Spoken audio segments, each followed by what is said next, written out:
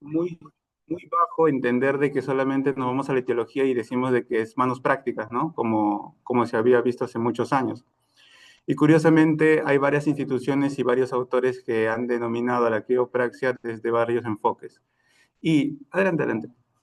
Y considerando años actuales, la versión más cercana a este 2025 es la definición de la Asociación de Quiroprácticos, la Asociación Mundial de Quiroprácticos del 2017, ¿ya? Donde nos dice de que la quiropraxia es una profesión de la salud, el cual se va a encargar de evaluar, ¿sí? Prevenir y tratar alteraciones de la columna vertebral relacionadas con problemas o trastornos musculoesqueléticos, ¿ok? Y acá hay una parte importante que te mencionan, es que está relacionada con la funcionalidad de la persona. No solamente se trata de entender a la columna vertebral como un objeto, como una estructura, sino también parte del sistema el cual se relaciona con todas las cosas que ustedes hacen diariamente. ¿Sí? Entonces, cuando tú, por ejemplo, dices, voy a amarrarme los zapatos, no te pones a pensar, voy a flexionar solamente la lumbar para que la dorsal no haga y la cervical acompañe. Tú te agachas nada más, ¿sí? O cuando de pronto, ¿no? Giras de un momento a otro y tú no te pones a pensar, no, es que la dorsal no puede girar porque estoy mal, entonces solamente giro la cadera y la lumbar. No. Tú haces el movimiento y ya está. ¿Ya? Bien. Entonces, desde tareas muy simples hasta tareas muy complejas, partimos del hecho de que la quiropraxia tiende a mejorar o ayudar dentro de la integración de la función de las personas. ¿Ok? Ahora, acá hay un problema gigante, gigante, y ustedes lo van a vivir mucho, sus futuras generaciones de acá 5 o 6 años, muchísimo más, y es que se están enfrentando contra un monstruo gigante y es la presencia cada vez más latente del dolor crónico. Muchas de las personas, al menos en Latinoamérica, tienen el problema gigante de que su dolor, que normalmente debería ser mejorado pues en una semana, un mes, 2 meses, tiende a ser transgredido en el tiempo y llega hasta los 6 meses, un año, 2 años, 5 años, 10 años, ¿ya? En el pasado no sucedía mucho, pero en la actualidad está sucediendo mucho más frecuente. Y acá nos vamos con algo muy importante que lo vamos a ver más o menos en la tercera, cuarta clase, sobre que el personal de la rama de salud, por lo general, entiende ciertos conceptos de forma muy distorsionada, ¿ya?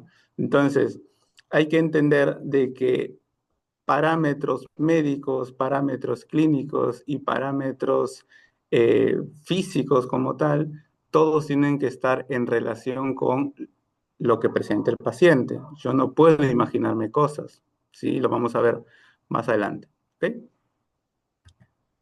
Bien, entonces, como cualquier rama de la salud, la quiropraxia ha ido avanzando en el transcurso del tiempo y ha ido mejorando considerablemente sus conceptos y mejorando considerablemente sus aplicaciones, ya no solamente desde el aspecto clínico o biológico, sino desde el aspecto funcional.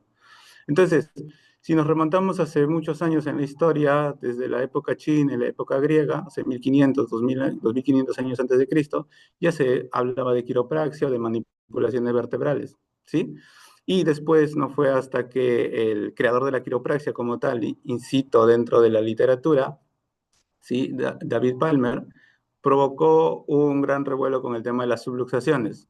Aseguraba de que las subluxaciones eran prácticamente la síntesis de todos los problemas del cuerpo, ¿no? Si se soluxaba algo, pues todo tu cuerpo estaba mal, ¿ya? Entonces, posteriormente su hijo, ¿sí? Introdujo el concepto de que la columna vertebral o el cuerpo del ser humano era realmente provocado, todas las reacciones del cuerpo estaban provocadas por el sistema nervioso, y este estaba relacionado también con el ambiente y por ende su efecto en temas fisiológicos o respuestas fisiológicas. Después pasó un gran tiempo, ¿sí? Un gran hueco en la historia, donde varias personas introdujeron un prototipo o introdujeron una forma de aplicar la quiropraxia de forma muy improvisada. ¿Y a qué me refiero con improvisado? De que normalmente para que tú hagas algo necesitas tener una línea de trabajo. Tú no puedes decir, yo cuando almuerzo, lo primero que hago es eh, pagar y dar las gracias e irme, ¿sí? O sea, lo primero que tienes que hacer, pues, es, o sea, me refiero a que todo tiene un proceso, pedir la comida, ¿no? Sentarse, demás. ¿Ya? Entonces, ¿qué pasaba con ellos? Que normalmente tenían conceptos con respecto a años muy antiguos o ciertos conceptos de simplemente la técnica nada más, ¿ya? Y eran por lo generalmente imitadores de lo que sucedía. Entonces, el clásico sesgo cognitivo, si a él le va bien haciendo eso, a mí también me va bien haciendo lo mismo. Y no, hay que entender que la salud de cada persona es importante e íntegra. Yo no puedo jugar con el resultado de cada persona. ¿Ok? Después, a partir de los 90 hasta el 2016, una corriente muy fuerte de quiroprácticos que decidieron emprender, quiroprácticos que de alguna forma, eh, es más, no sé si me darán la razón, más o menos por el 2010, 2012, había una corriente muy fuerte donde todo el mundo era quiropráctico, ¿sí? Se dieron un montón de escuelas que aparecieron y de pronto se cuestionaban quién sabía más técnicas que el otro, ¿ya? Y por lo general lo juntaban la quiropraxia con otros aspectos, ya sea con masaje, ya lo juntaban con fisioterapia, con nutrición, lo juntaban con, de repente, con coach, ¿sí? O sea, con yoga, no sé. Lo juntaban con bastantes cosas para tener varios servicios y poder crecer económicamente, pues, ¿no? Entonces, estaba loco por juntar un montón de disciplinas, las técnicas, ¿no? Me aprendo electropunción, me aprendo masaje, me aprendo piedras calientes, me aprendo quiropraxia, acupuntura, o sea, yo sé de todo, ¿ya? El problema es de que muchas veces te enfocas o te ensimismas en saber demasiado y lo último que aprendes es entender a tu paciente, que es lo principal. ¿Ok? Y ya a partir de 2016 hacia adelante, en muchos países de Europa y países desarrollados, el quiropráctico se centra en tres cosas nada más. O sea, tiene una dirección como tal. El quiropráctico evalúa, en base a su evaluación, tiene un razonamiento sobre lo que está pasando, ¿sí? Con un diagnóstico funcional, un diagnóstico médico, y procede a tratar. Y se centra en la columna vertebral. ¿Ok? Se centra en la columna vertebral. Por más que a nivel de miembros superiores y miembros inferiores pueda crepitar tranquilamente, y se puede hacer, y lo van a aprender también, él se centra en columna vertebral. Bien, y básicamente es un quiropráctico que se actualiza, ¿sí? Y acá voy con algo que suele un poquito incomodar, pero es el año 2025 y no puedo seguir tratando como hace 2000 años, 2500 años. ¿Sí? Entonces, las tendencias van cambiando, los métodos van cambiando, hay métodos que se desfasan y caen, hay métodos que prevalecen, ¿sí? Depende de cada quien cómo maneje sus criterios, ¿ok? Y siempre existe un razonamiento clínico de por medio. ¿Y esto qué provoca? Provoca que te diferencies en el mercado laboral, ¿sí? Porque no es lo mismo un quiropráctico que se centre solamente en el tratamiento que un quiropráctico que entiende el problema. ¿Ok? Entonces, por lo general, van a haber muchos comentarios despectivos por parte de los quiroprácticos porque se centran tanto en la técnica que se olvidan lo más importante y es entender a tu paciente. ¿Ok? Bien, entonces, hay algo que nosotros tenemos que entender de base dentro del curso para que tú puedas saber qué es la quiropraxia en sí y cómo se puede utilizar clínicamente. Y es un concepto que se utiliza bastante en medicina, que es la plausibilidad biológica. Y la plausibilidad biológica no es nada más ni nada menos que el criterio que tú tienes, ¿sí? Sucede realmente en la persona. Entonces, por decirte algo, ¿no? Si yo te dijera de que puedo mover los huesos de tu cráneo, ¿me creerías o no? ¿Por qué no me creerías? El cráneo, ¿qué huesos tiene el cráneo? ¿Qué será la oreja, la nariz? Pero por lo general no vienen por ese tipo de problemas. Más que Mm, todo vienen por problemas de Ok, cuello, de espalda. pero mira, imagínate que yo soy una persona muy renombrada, tengo doctorados por todo el mundo y de pronto te cuestiono y te digo, oye, yo puedo mover los huesos del cráneo. ¿Tú me creerías a mí que yo puedo mover los huesos del cráneo? No, bueno, también depende de qué conocimientos tengo yo para refutar eso. No, pero vayamos a lo que es real. ¿sí? La plausibilidad biológica te dice lo que es real, no te dice los criterios, no. Hablamos de una realidad para todos como tal. Entonces, yo no puedo mover los huesos del cráneo por más que yo tenga un montón de estudios por una sencilla razón, porque estos se van a fusionar. Cuando nosotros crecemos, ¿sí? Hasta el año, todavía queda ahí fisuras, pero ya a partir del año ya se cierra. Y una persona ya mayor, yo no, al menos que te golpee, no te rompa el cráneo, pues, ¿no? Pero esos huesos ya están ahí, ya está fusionado. Sí, o sea, está fusionado. Por más que yo tenga el renombre que yo tenga, yo no puedo asegurar de que yo te puedo mover los huesos del cráneo. Capaz tú percibes que sí se mueven los huesos del cráneo, pero nunca se llegaron a mover. ¿Me dejo entender cómo va? Ya, entonces la plausibilidad biológica ataca directamente a cualquier tipo de criterio en base a una creencia. Ya, entonces, vamos por algunos ejemplos súper sencillos que se ven en redes sociales. El primero es ajuste de pubis. Si yo te hago la técnica como tal, y te menciono de que, y suena, suena, ¿ok? Y tú sientes el alivio, ¿no? Y yo te digo, ah, es que he ajustado el pubis. ¿Tú me creerías? ¿Por qué no me creerías? Es que eso viene ya de, es como usted lo mencionaba antes. Para eso tiene que haber un diagnóstico previo para saber por qué la falla es allí. De repente no es esa la falla puede venir de más arriba. Ya, está bien tu criterio, está perfecto, pero va a algo muchísimo más simple. Estamos hablando solamente de anatomía y fisiología. Sí se puede manipular, El pubis se puede porque se puede manipular, o sea, puede ajustarse, puede moverse, puede salir. Mientras que esté articulado, sí se puede Ok, hacer la... bien, entonces, está bien, porque acá dentro del curso ustedes van a sacarse un montón de mitos y bastantes dudas de cabeza y son explicables desde lo más simple. Ni siquiera tienes que aprender mucho o investigar demasiado. Y las únicas articulaciones que pueden sonar como tal son las articulaciones de tipo sinovial, ¿sí? ¿Por qué? Porque dentro de la articulación tipo sinovial existe un líquido sinovial, que tiene burbujitas y esta va a crepitar. En la columna crepita fácilmente por las facetas articulares, que son de tipo sinovial, hombro, cadera también. Pero el pubis no, el pubis es un fibrocartílago, ¿sí? Si bien es considerado una articulación, es como si me dijeras que el disco suena. El disco es incapaz de sonar, está pegado entre vértebra y vértebra, ¿sí? No hay líquido sinovial rodeando la zona, ¿sí? Entonces, el único que puede generar ese tipo de crepitaciones es cualquier estructura que esté blindada o esté rodeada de líquido sinovial. Así de sencillo, ¿ok? Después la otra técnica te dice técnica visceral ancestral, ¿no? Yo te pregunto, ¿puedo mover tus órganos? De moverlo, sí. ¿Pero puedo dejarlos donde quiero que estén? No, por supuesto. No. O sea, puede haber un alivio en mover los órganos, ¿no? O Ok. sea, darle un poco de Pero conciencia. yo te lo vendo como que el estómago está acá, ¿no? Y básicamente se ha ido para acá, entonces yo te muevo y ahora el estómago se va a centrar. Así es como te lo estoy vendiendo la técnica. No, hay gente que no. Yo podría hacer eso. Como dicen los abuelitos antiguamente en la medicina tradicional folclórica, que el estómago del niño se había volteado, ¿no? No, o sea, pero yo te cuestiono y te pregunto a ti, en base a lo que tú sabes o piensas, ¿no? Si yo te vendo la técnica visceral ancestral, donde yo te digo que te puedo mover, no sé, pues, los intestinos, te puedo mover el estómago, te puedo mover el riñón, no sé, son vísceras, ¿no?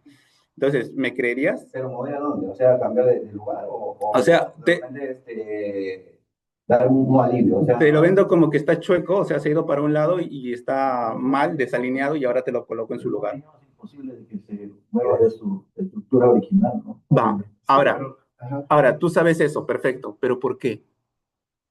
Porque biológicamente está diseñado estructuralmente un sitio. Perfecto. Entonces, nosotros, todos los órganos de nuestro cuerpo, si alguna vez te preguntaste por qué nunca mi estómago se cae o por qué nunca mi intestino se cae, es porque todos los órganos de tu cuerpo están rodeados por una membrana, ¿sí? Una red gigante como si fuera una telaraña, una hamaca, que se llama mesentéricos, que cubren a todos los órganos y los fijan. Entonces, por más que el estómago esté por acá, que yo lo lleve acá, si es su origen de repente estar aquí, ¿sí? Ahí va a estar, ¿sí? Y viceversa, si el estómago está acá y yo lo llevo para acá, en menos de media hora, 20 minutos va a volver otra vez a su lugar, ¿sí? O sea, es parte de... Bien, entonces, en la tercera tú puedes ver esa típica técnica donde te ajustan la parte del tabique como tal, Y en esta parte quiero ser muy enfático en que el tabique solamente tiene un grado de movimiento como tal o 2 grados de movimiento cuando se lesiona. O sea, hablamos de la primera semana, A un golpe, ¿no? no, o sea, se produjo el golpe.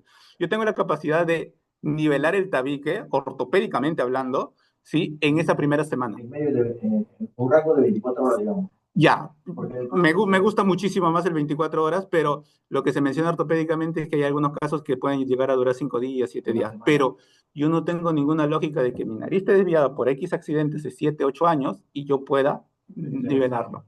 Sí. Como Y viceversa también, si yo hago una manipulación en los huesos que están muy cerca de la zona paranasal, yo no puedo enderezar nada ni meter nada porque curiosamente están fisurados también esas zonas, están pegadas como si fueran en los huesos del cráneo. Ya, entonces considera bastante eso. Ajuste endocranial, donde te meten un globo por la nariz hacia adentro, te presionan y supuestamente sientes que suena. Y claro, cualquier cambio de presión dentro de la zona va a generar un sonido propiamente dicho, pero las consecuencias son mucho más perjudiciales que el mismo tratamiento en sí. ¿Ya? Y no solamente dentro del tratamiento, ojo, la plausibilidad biológica también se ha agredido dentro de la evaluación. No sé si has visto este tipo de evaluaciones donde el paciente se agacha, tú agarras desde la parte del sacro y un hueso ilíaco se ha movido, ¿sí? Porque cuando volvió mi mano se quedó acá, ¿ya? Entonces, básicamente lo mismo, el hueso sacro tiene 2 grados de movimiento nada más con el ilíaco. No, yo no puedo hacer que mi sacro se mueva o mi sacro se sobreponga o mi ilíaco se mueva, porque esa zona está llenecita de ligamentos, está súper fijada por ligamentos. ¿Ya? Como si me dijera, yo puedo mover mi clavícula, la primera clavícula que está súper fijada por ligamentos hacia arriba y hacia abajo, a menos que esté lesionada. Ya, ahora, este grado de sacro aumenta hasta 5 grados en personas en mujeres cuando están dando a luz. ¿Ya?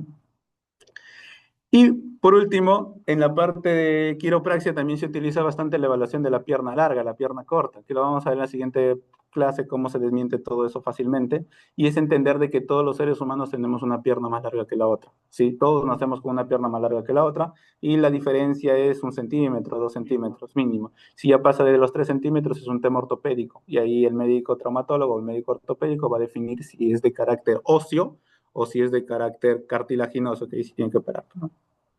que por lo general esa disparidad allí es por falta de elasticidad, falta de... No, Rey, no hacemos con eso. No, Todo... pero o sea, Ah, ya, lo que necesita ortopédico. al principio, sí, Sí, claro, normal, uno nace con sí. eso, pero cuando ya es muy pronunciada, porque ya he tratado casos así, solamente con ejercicio de estiramiento, normal llega y calza. Ok, pero siempre va a existir esa dismetría. Sí, siempre va a Siempre va a existir, existir pero esa. mínimo. Claro, el detalle es enjuiciarnos contra nosotros mismos de que quede derecho completamente. Y no porque normalmente tú vas a estar con eso y cuando llegue la próxima sesión o la próxima entrevista va a seguir igual. Entonces, cuidado ahí, ¿ya? Bien.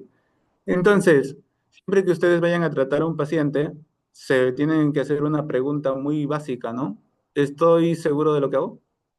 ¿Realmente lo que hago va a funcionar? Lo va a ayudar. ¿Lo va a ayudar? ¿Y bajo qué criterio, no? ¿Bajo qué razón? ¿Qué me hace pensar que lo va a ayudar? No es que le fue bien al otro paciente o me fue bien hace un rato y le va a ir bien a él, pues, ¿no? Entonces, ahí tener bastante cuidado. Y no existen técnicas peligrosas sin discursos incorrectos, ¿no? Todas las técnicas como tal te van a brindar alivio, pero tienes que primero entender quién es tu paciente para que entiendas por qué se provoca dicho alivio. Entonces, vamos a los dos extremos, ¿ya?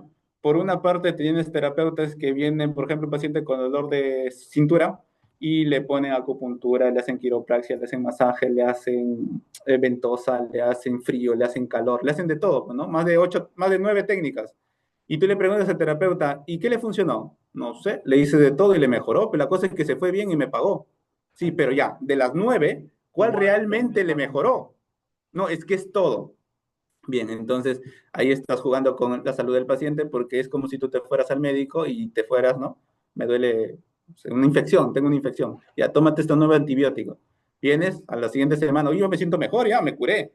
Sí, pero le preguntas al médico, ¿qué pastilla le curó? No sé, pues cualquiera, ¿no? Total, la cosa es que me pagó y se curó. ¿ya? Entonces, No está vendiendo una solución efectiva, sino que simplemente le está vendiendo un día de spa al cliente. tener bastante consideración con eso, pues, ¿no? Bien, entonces, y acá ya todo lo que han hecho, todo lo que van a hacer empieza a caer por el suelo poquito a poquito para después despegar otra vez, ¿ya? Así que es parte de madurar y te vas a cuestionar, ¿funciona realmente lo que yo hago? Y claro, si nos ponemos en el discurso de las personas, te vas a encontrar con personas que le dicen, oye, ¿qué opina de la quiropraxia? Uy, lo mejor, le salvó la vida a mi sobrino que no podía caminar y pucha, que ahora está, ¿no? Ya tiene, hasta esposa consiguió. Va, bacán. Y después le preguntas al otro, ¿y qué opina de la quiropraxia? Sí, mejoró un poco, pero con ayuda de otras terapias. Va. Después le preguntas a la otra persona, ¿y qué opina de la quiropraxia? No sé, me hicieron y me sentí igual. Y por otra parte te vas a encontrar con personas que dicen, oye, ¿qué opina de la quiropraxia? No, muy mal. Fue lamentable, me dejó inválido durante 2 semanas, una semana y después ya no, ni más quiero ya. ¿Ya? Entonces, muchas veces vas a encontrar opiniones divididas en ciertas terapias porque es lógico que todas las terapias no son la misma reproducción en todos los pacientes, ya no son reproducibles. Por más que quieras encontrar el santo grial de las terapias donde todos le repitan lo mismo y le vayan bien, no va a ser así. ¿Ya? Entonces, tu opinión, por lo general, es inofensiva o muy pequeñita en comparación con lo que la ciencia te menciona que hace. Entonces, en la actualidad, en el año 2025, tú ya tienes guías de qué hacer con el paciente, recomendaciones clínicas, ya tienes asesoramientos, ya tienes evidencia que te dice, oye, hay esta enfermedad, haz esto para que logres esto. No puede ser que en el año 2025 todavía te cuestiones si realmente sirve o no sirve algo. Ya. Entonces muchas veces me dirán, no, pero profesor, pucha que, a ver, no sé, pasarme una pelota roja por acá y una pelota negra alivia mis energías, pues, ¿no? Y me mejora, a mí me mejora muchísimo, yo me he curado con el cáncer con eso. Ok, pero es tu opinión, te pasó, te creo, bacán, pero no va a ser reproducible en todas las personas. Ok. Bien, ¿y por qué no va a ser reproducible? Porque van a existir siempre sesgos cognitivos con respecto a cómo el terapeuta, el quiropráctico, el profesional atienda al paciente. Bien, acá he puesto 5 nada más de los 800 que existen, ¿ya? Entonces, la heurística representativa quiere decir que si una persona con mayor cargo o mayor oficio que yo, con mayor experiencia que yo, hace algo y le va bien, a mí también mira bien, pero ¿no? ¿No? O sea, y yo digo, si mi profesor pone ventosas con cubos de hielo por dentro de las ventosas, como las ventosas provocan alivio y el hielo también provoca alivio, qué mejor que junte los dos, pues, ¿no? He inventado algo nuevo, novedoso. Y dice, no, pues si le va bien a él, también me va a ir bien a mí. Entonces, antes era más difícil, ahorita es muchísimo más fácil porque ven en las redes sociales a la persona que le llama la atención, que, ¿no? Que le va muy bien, también hay que hacer eso. Entonces, no a todos los pacientes le puedes hacer lo mismo. Después sigue la disponibilidad heurística. ¿Qué quiere decir? De que si un tratamiento como tal con mi paciente le fue bien, ¿sí? Por ende, al siguiente paciente le voy a hacer lo mismo. Y el siguiente, lo mismo. Y el siguiente, lo mismo. Entonces, ese típico paciente, ¿no? Oye, ¿qué te duele la cintura? Ya no te preocupes, ni le pregunte el nombre, ¿no? Ya no te preocupes, échate. Y le empieza a sonar toda la columna. Uy, ya me fue muy bien, me fue excelente. Entonces la lógica de esa persona es decir, entonces para ahorrarme tiempo, en el siguiente paciente también hago lo mismo. Y le hace al siguiente paciente y se queda echado en la cama, ya no puede levantarse. ¿Ya? Entonces ahí considerar bastante. ¿Ya? Después sigue el sesgo de confirmación. ¿Qué quiere decir el sesgo de confirmación? Que yo no he evaluado, ¿sí? Básicamente. Es decir, ¿qué te duele? La rodilla. Ya, mira, ¿sabes qué? El médico me ha dicho que tengo artrosis. Bueno, pues trataré para artrosis, pues total, el médico lo ha dicho. Ya, entonces yo no he evaluado si realmente coincide esa artrosis con lo que está sintiendo o la patología que presenta el paciente. Ya. Después sigue la correlación ilusoria.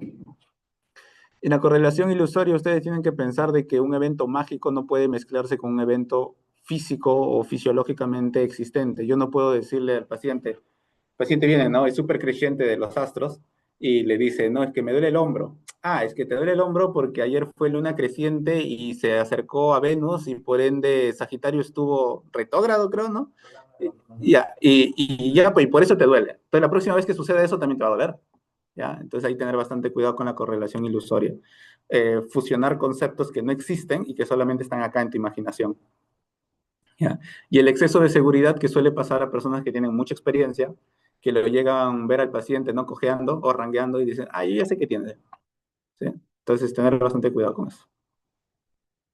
¿Ya? Entonces, una frase que ustedes se tienen que tatuar para siempre y de entender para que con la humildad pertinente puedan generar cambios reales en su práctica clínica o en su forma de tratar, es a través de entender que la mejora clínica no es sinónimo de eficacia terapéutica. En cristiano, profesor, lo que tú estás haciendo no significa que cure al paciente.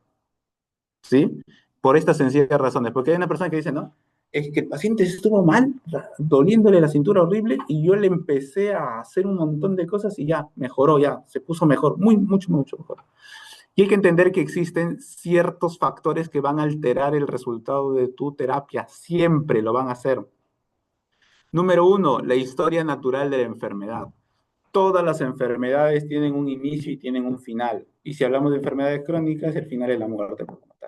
¿Ya? Entonces, si yo te dijera, ¿cuánto dura una gripe? La normal, la simple. ¿Cuánto tiempo crees que dura una gripe? Aprox. 7 días. Perfecto, 7, 8 días, aprox. Te lo marca lo mismo libro, la misma evidencia científica, te lo marca. No, profesor, a mí me duró un día. Ya a ti te duró un día, está perfecto. Pero de 7 a 8 días se marca el intervalo de prevalencia. Sí. Ahora, ¿y qué pasaría si yo te doy agüita con limón caliente en el día 7 o 8? ¿Realmente mi agüita con limón te curó o es que la enfermedad ya tenía que mejorar? Tiene que hacer su proceso. Ya iba a acabar su proceso, pero yo te di el agüita con limón, entonces tú crees que tu agüita con limón te curó. ¿Y qué pasaría si yo te resto ese día, 7 o 8, y tú rezas con toda la fe del mundo y se te van los síntomas justo día 7 u 8, donde tenía que mejorar? ¿Realmente mi rezo te curó? O sea, no cuestiono el hecho de la fe de Dios, está perfecto, pero ¿realmente lo que yo hice funcionó o es que la enfermedad tenía que mejorar? Creo que tiene el papel con tus emociones también. Después lo vamos a ver el tema de psicosocial y todo eso, ¿ya? Pero las enfermedades tienen un tiempo en el cual van a aparecer y desaparecer. Entonces, si yo te digo, una tendinopatía, X, ¿cuánto tiempo crees que dura?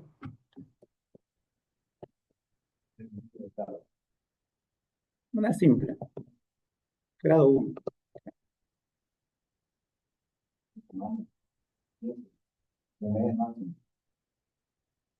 ¿Cuánto creen? ¿Quién da más? ¿Quién da menos? Una tendinopatía clásica, ¿sí? Simple, te está durando ese proceso de inflamación como tal, esa tendinitis, te está durando entre 2 a 5 días, que es su proceso normal. Posterior a este, va a pasar por un proceso de readaptación y recuperación. Pero ese dolor clásico, ese dolor de hincón, ese dolor de proceso inflamatorio, te está durando de 2 a 5 días. Entonces, yo no puedo venir y decirte, oye, yo tengo tendinitis del supraespinoso. ¿Y hace cuánto tienes tendinitis del supraespinoso? No, me diagnosticaron hace 5 años. Entonces, ese tendón ya se desinflamó hace rato. ¿Sí me dejo entender cómo va? Ya. Entonces, si habláramos de un dolor lumbar simple, no, de esos que mágicamente se desaparecen. No sé si lo habrán visto alguna vez, se han topado con ellas. ¿Cuánto tiempo crees que dura? Aprox, dale un número, una tira, cualquier número. 3 días, 5 días. 3 días, 5 días, promedio. ¿Qué más? ¿Qué más? No puede durar más, dependiendo del simple, ¿no? Un simple, Un simple. un simple. 3 días, 5 días más. 7 a 10 días. 7 días. Sí, concuerdo con lo que dice compañero. Ya, bien. Entonces, cuando nosotros tenemos un dolor lumbar, ojo, hay que diferenciar un dolor lumbar simple con un dolor lumbar de tipo mecánico, es decir, por sobrecarga. Es decir, ponte que no estás acostumbrado a irte al mercado y de pronto empezaste a cargar un montón de pesos, ¿no? Y al día siguiente te empezó a molestar. Ese dolor te lo compro, es 2 días, 3 días máximo. Pero hay un dolor, ¿sí? Lumbar que va a pasar por un proceso de inflamación como tal, y ese suele durar entre 5 a 6 semanas. O si es repetitivo. No, normalmente un dolor lumbar, el agudo, el normal, te suele durar entre 5 a 6 semanas por su proceso de inflamación, ¿sí? De ahí, en la semana 5, en la semana 6, va mejorando considerablemente. Y es importante entender esa semana para saber si ese dolor realmente va a desaparecer o se va a volver crónico, ¿ya? Entonces, si yo pongo ventosas la semana 5, ¿curé su dolor lumbar o es que ya tenía que mejorar? Lógicamente está cumpliendo ya sus ciclos, ¿no? Si yo hago quiropraxia la semana 5, ¿mi quiropraxia le funcionó o es que la enfermedad ya tenía que mejorar? Lógicamente tenía que mejorar, ¿no? Listo, entonces no es lo mismo comparar una enfermedad que recién está pasando por su proceso o recién está iniciando su historia clínica donde va a aparecer mucha inflamación que con una enfermedad que ya está por terminar o mejorándose. ¿Ok? Después existen también los efectos placebos. El hecho de que tú lo lleves al paciente a la camilla ya genera efecto placebo. Solo el hecho nada más de que lo eches a la camilla o el hecho de que lo escuches ya genera efecto placebo, donde el cerebro de alguna forma libera químicos y va bajando ese dolor como tal. Entonces no sé si te habrás topado con esos pacientes que te dicen, oye, ¿dónde está el licenciado, el doctor, o el licenciado, el doctor Juan? Ponte, ¿no? ¿Y por qué quieres con él? No, porque él me entiende. Sí, o sea, yo ya llevo tiempo tratándome con él y sé que de alguna forma él me va a mejorar. Entonces, el cerebro de alguna forma relaciona ese evento y genera esos químicos para bajar el dolor. Es como cuando tienes un dolor de la muela, ¿no? Que en tu caso está fatal, pero llegas al hospital y ya no te duele nada, ya no quieren ni siquiera sacarlo, traerlo. Ok, entonces, el cerebro es muy mágico en ese sentido, pero químicamente hablando, donde puede regular o modular ciertas acciones del paciente y entender el efecto placebo no es malo. Es bueno para saber qué cosa puedes utilizar y qué cosas no. Entonces, mira, desde el hecho cómo te vistes o cómo te presentas, la voz que utilizas, la seguridad con la que hablas, qué haces, cómo generas confianza y ya está empezando a generar ese efecto placebo con el paciente. Sí, o sea, tú puedes generar efecto placebo con el mero hecho de ser atendido por la persona que tú quieres. ¿Sí? Entonces, eso va a alterar los resultados con los que te vayas con el paciente. Lógicamente, va a haber una mejoría, ¿no? Después están los pacientes educados, pacientes que tú te vas, ¿no? Y le dices, oye, ¿qué tal? ¿Cómo está la terapia? No, muy bien, que me bajaste el dolor, eres lo máximo, te conságrate ya de una vez, ándate de este país porque ya tú eres lo máximo, pues, ¿no? Salen del consultorio y se encuentran con la persona que los recomendó y le dice, oye, ¿qué tal la terapia que te recomendé? No, una tontería, me echó a la camilla, me hizo crepitar el conejo y se fue. Entonces al día siguiente tú vas y le llamas por teléfono, ¿no? Oye, ¿qué tal la terapia? Y no contesta nunca más. O no sé, o te dice, ¿sabes qué? Estoy muy bien, pero se está yendo a otro lugar. Entonces son pacientes que normalmente te van a mentir de forma educada, ¿ya? Después está el regreso a la mediana, que quiere decir que si todo es básicamente lo mismo que esa heurística representativa y esa disponibilidad heurística donde yo si tengo el tratamiento con mi paciente, de 10 pacientes, 3 tienen hernia discal, ¿sí? Y por eso le duele la cintura, los otros 7 también los trato para hernia discal, ¿ya? O si los 10 pacientes que yo tengo tienen dolor de hombro y el primero tuvo pinzamiento subacromial o de repente una tendinopatía, a los otros 9 los trato por lo mismo, ¿sí? Entonces tener bastante, o con las mismas técnicas capaz, ¿no? Y después están las recalvice, que es básicamente los pacientes que te dicen qué hacer. ¿Ya? Entonces hay pacientes que vienen y te dicen, oye, me duele la cintura. Y mi primo que es médico me ha dicho de que eso se cura con ultrasonido, magneto, acupuntura, masaje. Y todavía te presionan, ¿no? Tú tienes eso, ¿no? Porque para hacerme acá, si no me voy a la competencia. Entonces tú detrás o desesperado por el dinero dices, no, yo sí, sí tengo, sí tengo. ¿Ya? Y hace lo que el paciente te dice, pues básicamente. ¿Ya? Entonces, estas tres simples palabras se centra el curso como tal. Yo no puedo tratar si previamente yo no he entendido el problema. ¿Ok? Entonces, para yo entender el problema necesito saber evaluar y necesito tener un referente, ya sea funcional o médico como tal. Bien, entonces en la pirámide siempre en la base la evaluación. Si tú no sabes evaluar, posiblemente el tratamiento sea 50-50. ¿Ya? Y nos cuestionamos, ¿nosotros sabemos evaluar realmente? Porque no es agarrar una prueba ortopédica de YouTube o de un libro y ya, aplicarlo y a ver qué sale. ¿Por qué? Porque hay unos estudios que mencionan que de los 5.000 test que existen, al menos de mayores de los 870 test que se han evaluado si realmente dicen lo que hacen, ¿sí? O de alguna manera funcionan realmente, solamente el 4% brinda seguridad diagnóstica. No. Entonces, aprox tus 250 o tus 230 test brindan esa seguridad diagnóstica, mientras que los otros se quedaron en el aire mencionándote de que supuestamente te miden o te evalúan algo y están fuera de contexto. ¿Ok? Y acá hacer un paréntesis, porque muchos se enamoran de la palpación como método diagnóstico, método de evaluación, y la palpación no es un método diagnóstico ni ninguna prueba de evaluación como tal. ¿Ya? Ahí tengo bastante cuidado. Ya, bueno, eso. Ahora, ¿nosotros qué evaluamos? ¿Evaluamos personas o evaluamos imágenes? Entonces, es como si yo quisiera saber la situación de un momento en específico con fotos. ¿Qué te brinda más información? ¿Fotos, videos, relatos de los que estuvieron ahí? ¿Me dejo entender cómo va? Entonces, acá hay dos estudios muy interesantes. El primero es uno donde a una persona se le hizo 10 resonancias magnéticas en el periodo de 3 meses y le salían bastantes diagnósticos distintos. ¿Sí? En una resonancia tenía hernias discales, en la otra resonancia tenía pinzamiento, en la otra resonancia desapareció la hernia y apareció otra cosa y así. Por eso es que la gente no va al médico. Cada vez que vas al médico te consiguen algo diferente. Entonces, ahí hay estudios y este de 2017. Mientras que de 2019 hay algo muy loco en ese sentido. Adelante, adelante. Donde un estudio menciona de que a una persona que tenía dolor de hombro en el lado derecho, le hicieron resonancias magnéticas comparativas del lado derecho y del lado izquierdo. Ojo, el hombro derecho le duele, el hombro izquierdo no. En el hombro derecho, cuando sacamos la resonancia magnética, todas las estructuras estuvieron limpias, bonitas, no hubo ningún tipo de problema.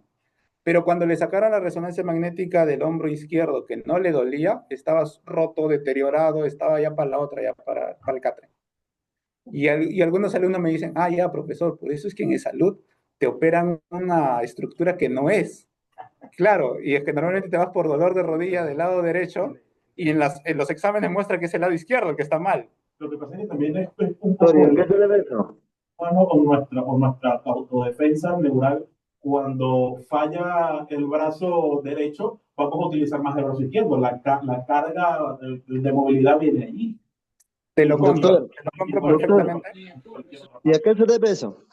Sí, sí, o sea, yo te lo compro completamente, pero hay que entender de que las imágenes no son en la actualidad un método específico para saber realmente qué le está pasando al paciente.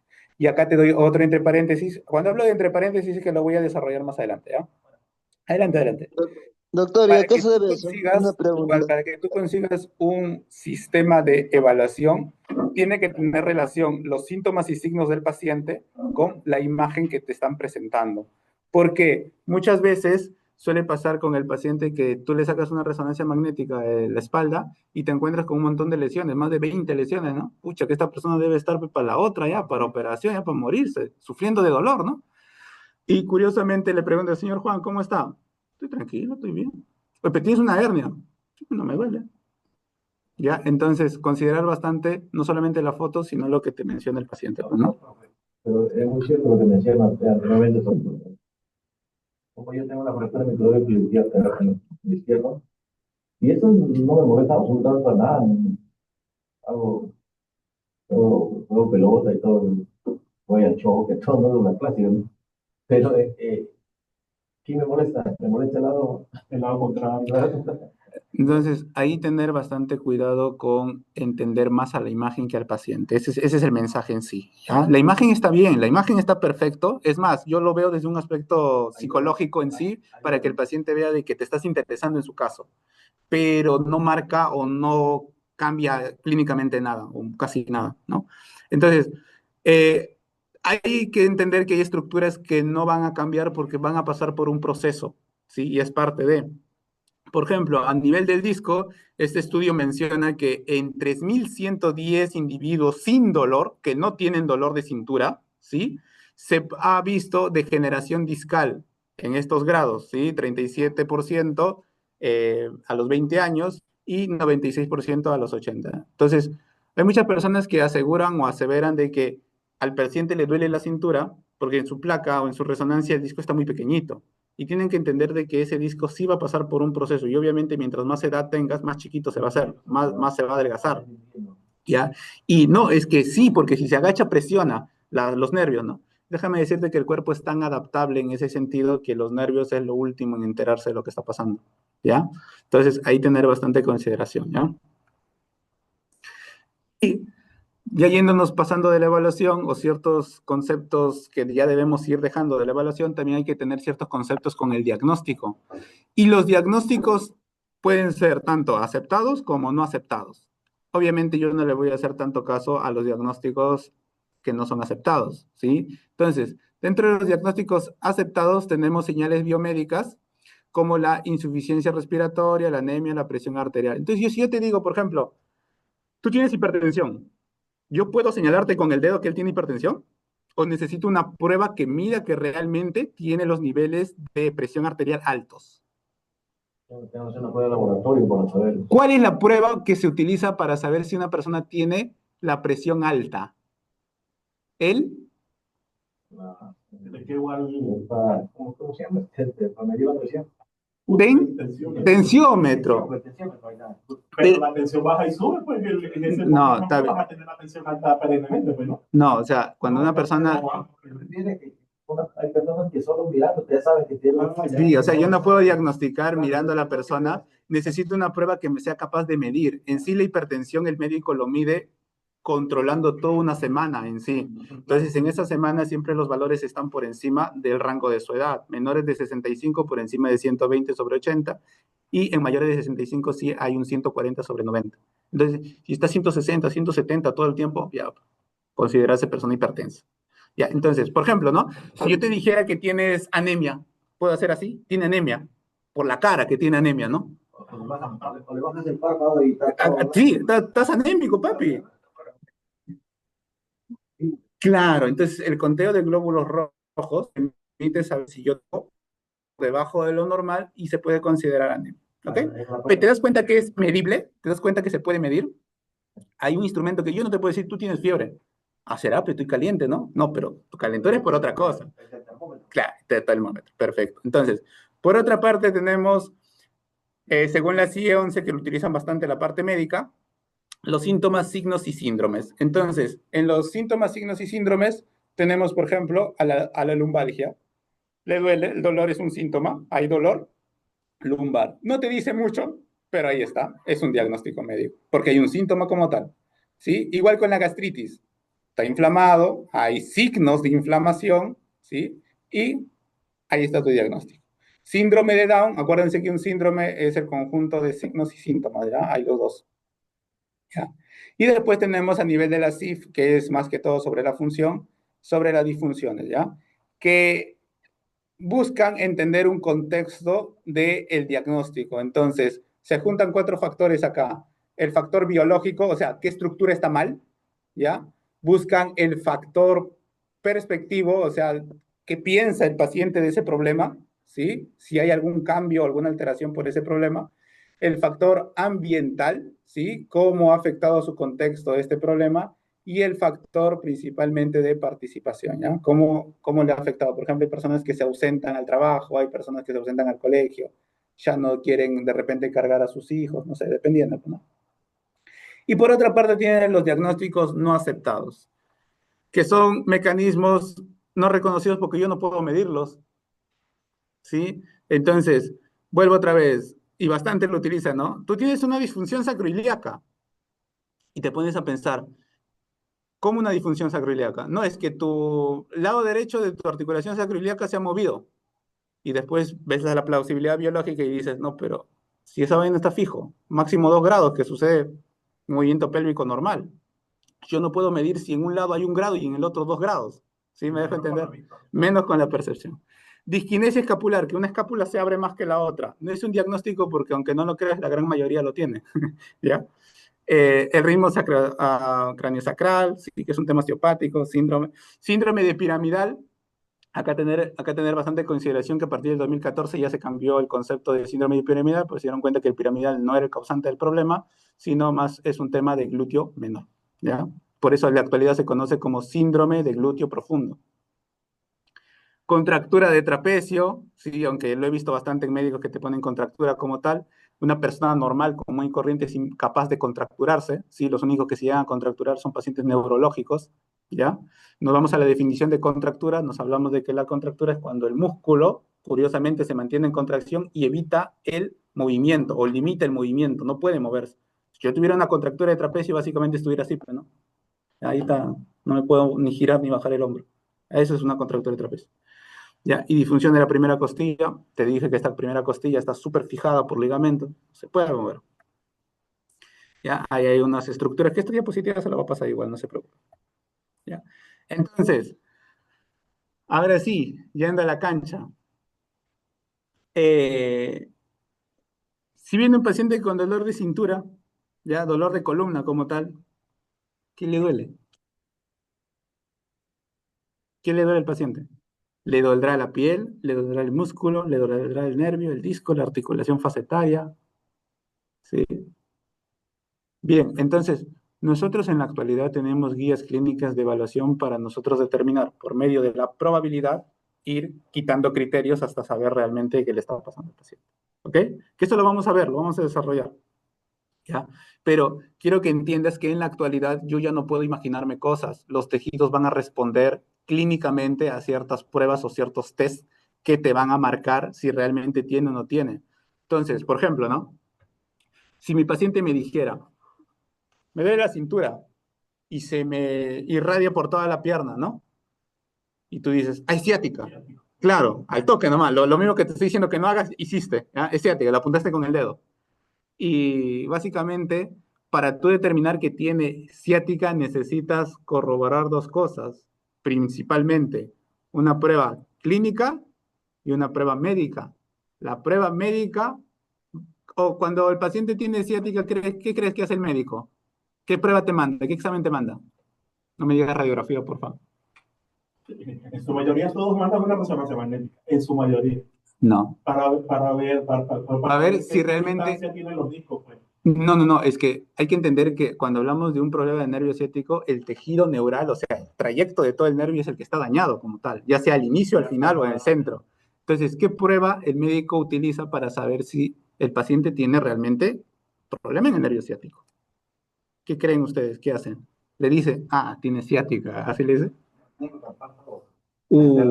Hay que tener bastante cuidado, la palpación no es un método diagnóstico, el médico es más, el médico lo que hace con la palpación es ver si hay cambios de sensibilidad en sí, no es mucho diagnosticar.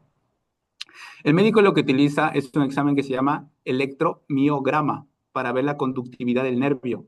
Y básicamente como si fuera electroacupuntura, te va a poner agujitas dentro de cerca al nervio y va a tener un dispositivo para medir si la conductividad del nervio es la correcta o no, la velocidad, ¿no? ¿Ya? Y ahí va a determinar si realmente el nervio está afectado o no, ¿sí? ¿Y nosotros qué podemos hacer para comparar la especificidad o sensibilidad de esa prueba? ¿Qué crees que podemos hacer? O también lo mandamos a que se haga un electro. Normalmente ves ¿Qué prueba? Ojo, ¿qué prueba es la ideal, la idónea para yo saber si el paciente tiene nervio ciático o no?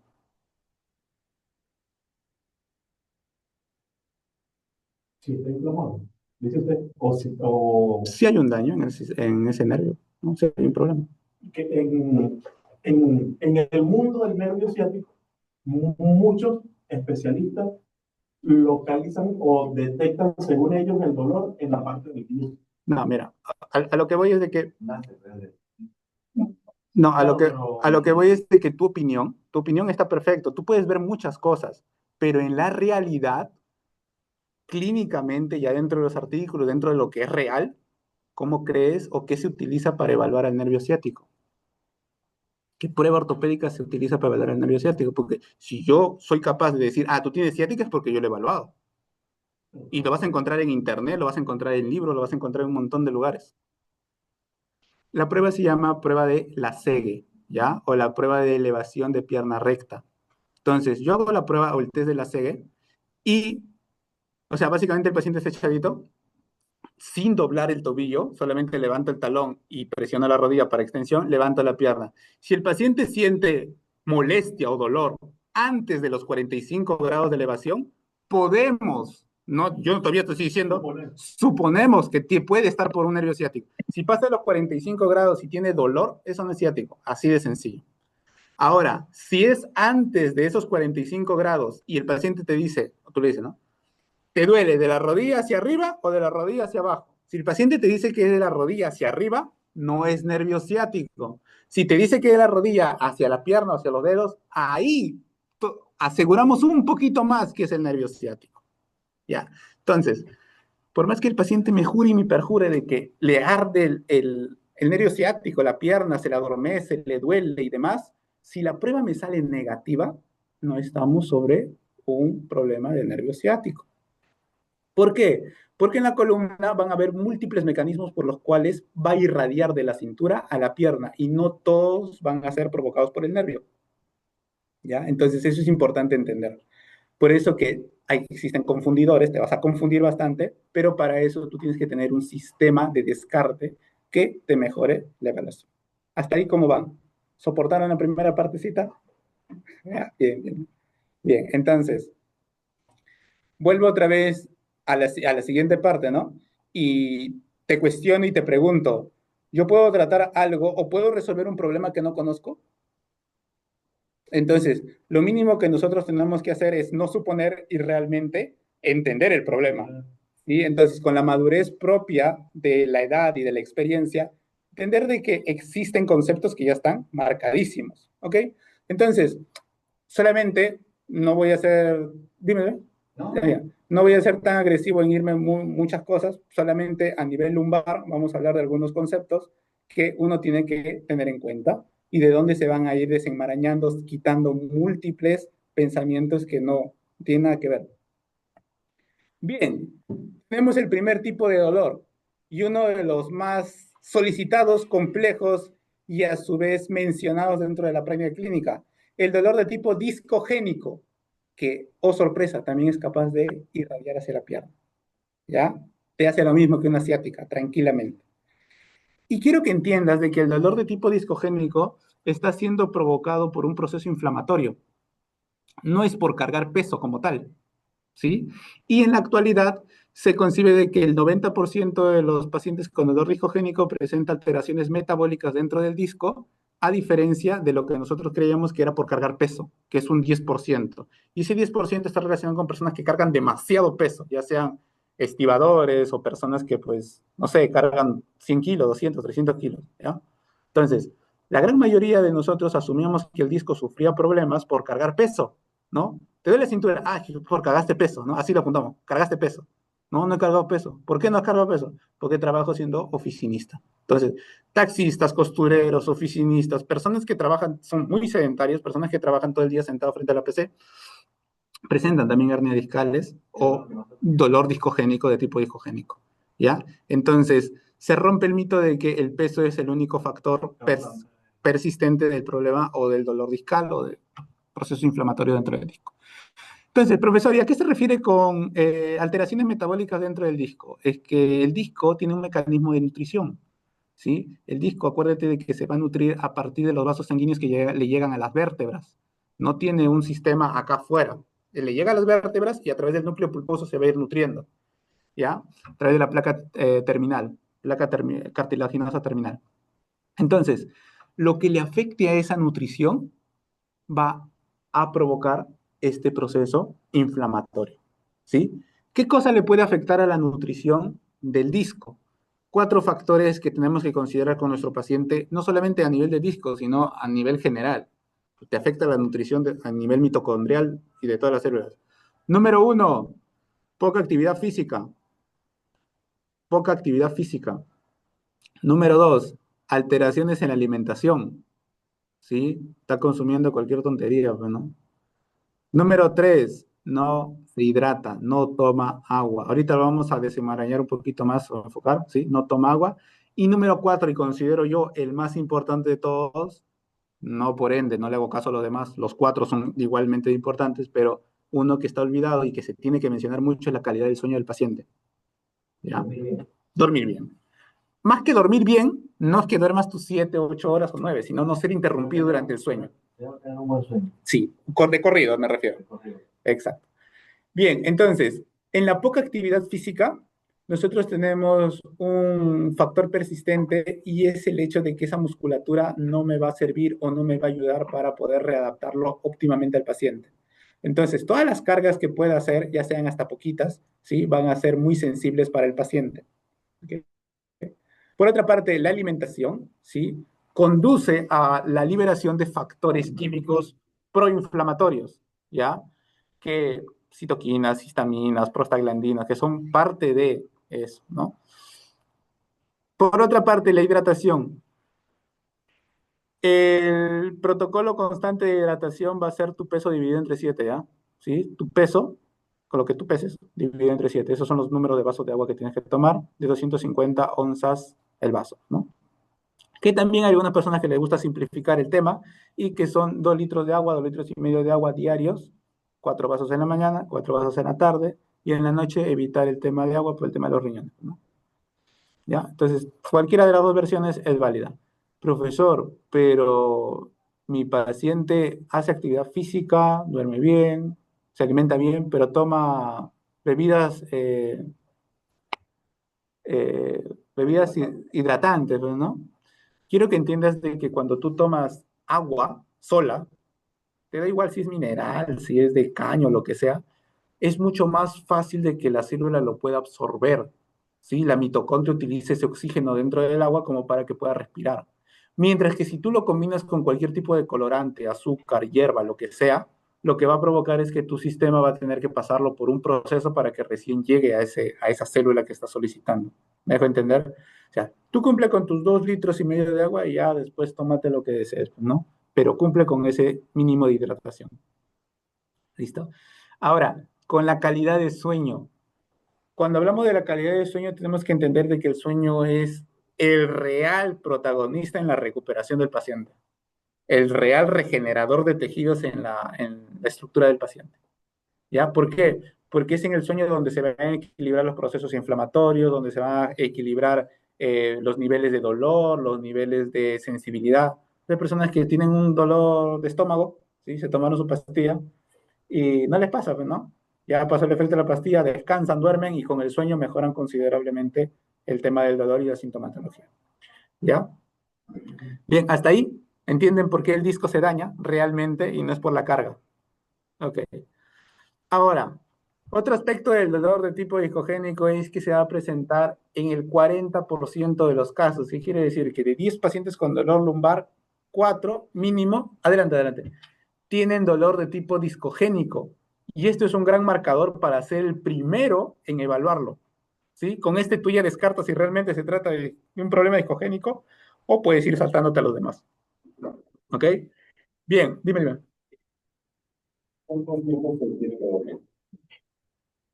Mira, en sí, el ser humano, un humano adulto, normalmente tiene que llegar a sus 7 horas. 7 horas, tranquilamente para recuperación. Ya si tú duermes 8, no te va a cambiar la vida, está bien. Menos de 7, más de 8, ya se vuelve una alteración que obviamente te va a provocar más sueños más, ¿ya? Adultos mayores y niños se recomienda que este número oscile entre 10 horas a 12 horas, ¿ya? Una siesta, pues, no, No, o sea, siesta está bien, duerme tu siesta todo lo que quieras. A lo que yo voy es de que transcurras en ese tiempo y no sea interrumpido. Bien, ahora, mira lo que te dice. Suele pasar, o ese promedio suele suceder en personas entre 20 a 49 años. Obviamente no te estoy diciendo que solamente iba a suceder, también sucede en adultos mayores, pero hay mayor prevalencia en ese proceso de tiempo. ¿Sí? Y acá sí te vas a tirar para atrás, porque acá ya empieza a encajar casi todo. ¿Cómo se comporta ese dolor discogénico? ¿O qué tiende a hacer para yo, desde la historia clínica, pensar de que se puede tratar de un dolor discogénico? Porque obviamente también tiene su prueba ortopédica, ¿ya? El dolor es centralizado en la columna. Entonces el paciente va a agarrar acá, te va a decir, uy, me duele la cintura, y inclusive viene hacia la chapa. ¿Dónde te duele? Acá, en el centro de la columna, acá, como si tuviera un incómodo, como si algo estuviera por dentro y me presionara. ¿Ya? Es centralizado, sucede adentro de la columna. ¿Ok? Después te va a decir de que el dolor aparece con una sensación de quemazón o pinchazo, como si hubiera algo ahí que te está hincando. Y él, es más, con su dedo él mismo se presiona ahí en la columna. Ya es difícil de identificar porque es un tema profundo. el dolor toma forma de cinturón antes de irradiar hacia la pierna. Es decir, el paciente te va a decir, oye, el dolor es acá, pero yo lo siento así, mira, así como si tuviera una faja de dolor. ¿Ok? El dolor es matinal, es matutino, es decir, el paciente se despierta con dolor, rigidez, y con el transcurso del tiempo va mejorando. Entonces, ese típico... Y otra cosa, las horas ya. Transcurso de las horas mejora. Entonces, típico paciente, ¿no? Uy, siento que he dormido mal, me ha entrado frío, no sé, pues, un montón de cosas. Entonces, el dolor discogénico se comporta de esa forma. El, en el cuerpo es incapaz de que le entre frío, ¿sí? Lo máximo de frío que te entra es a la piel, nada más, ¿ya? El cuerpo se adapta al sueño, el cuerpo va a asumir la postura que se le provoque. Tú no duermes mal, ni duermes bien, simplemente duermes nada más. No es que si dormir boca abajo me lesiona. Bueno, a ti, pero a la gran mayoría pueden conciliar más rápido el sueño, además. No es que el médico me ha dicho que tengo que dormir boca arriba y con las piernas flexionadas. Sí, pues estás pasando por un proceso de inflamación, capaz ahí sientes mejoría, pero igual vas a tener que adaptarte a otras formas de sueño, ¿sí?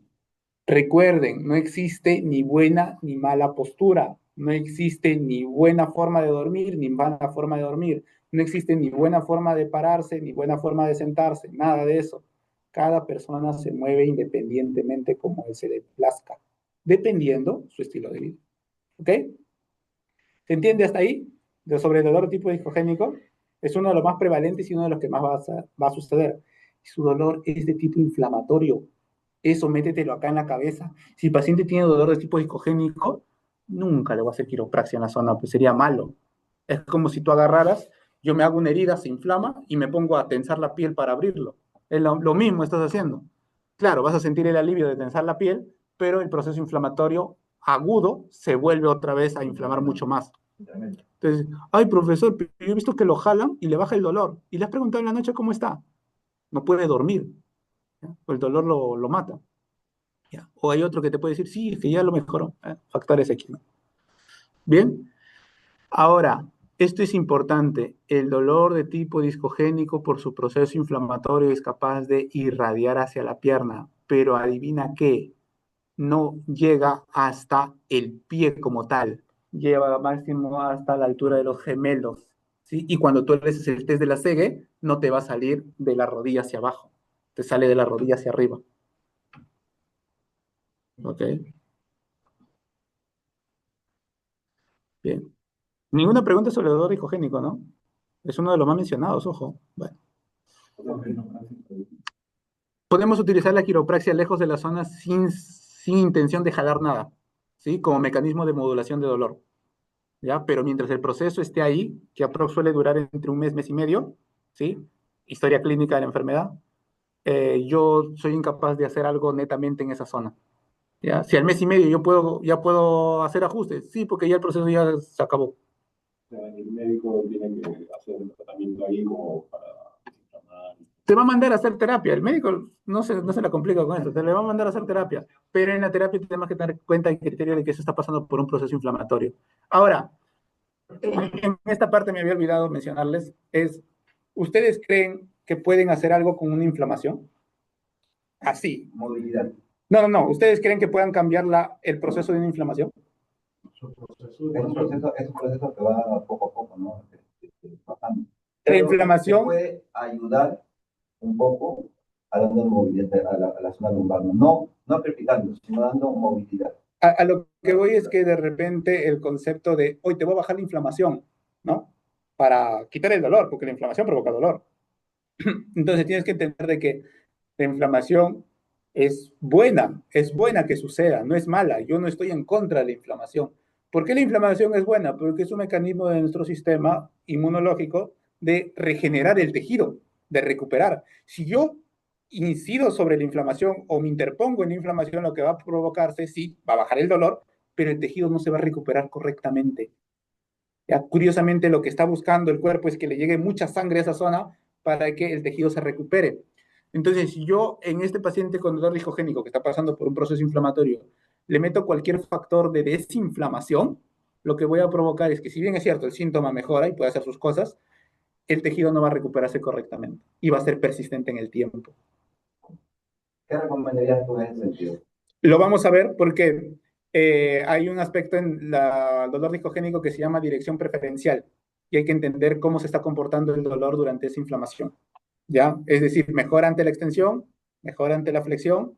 Si mejora con esto, va a buscar incidir a ciertos grados de movilidad en esa zona o ciertos grados de tendencia a esa zona. Movilidad ahí. Sí, sí, sí, Movilidad. claro.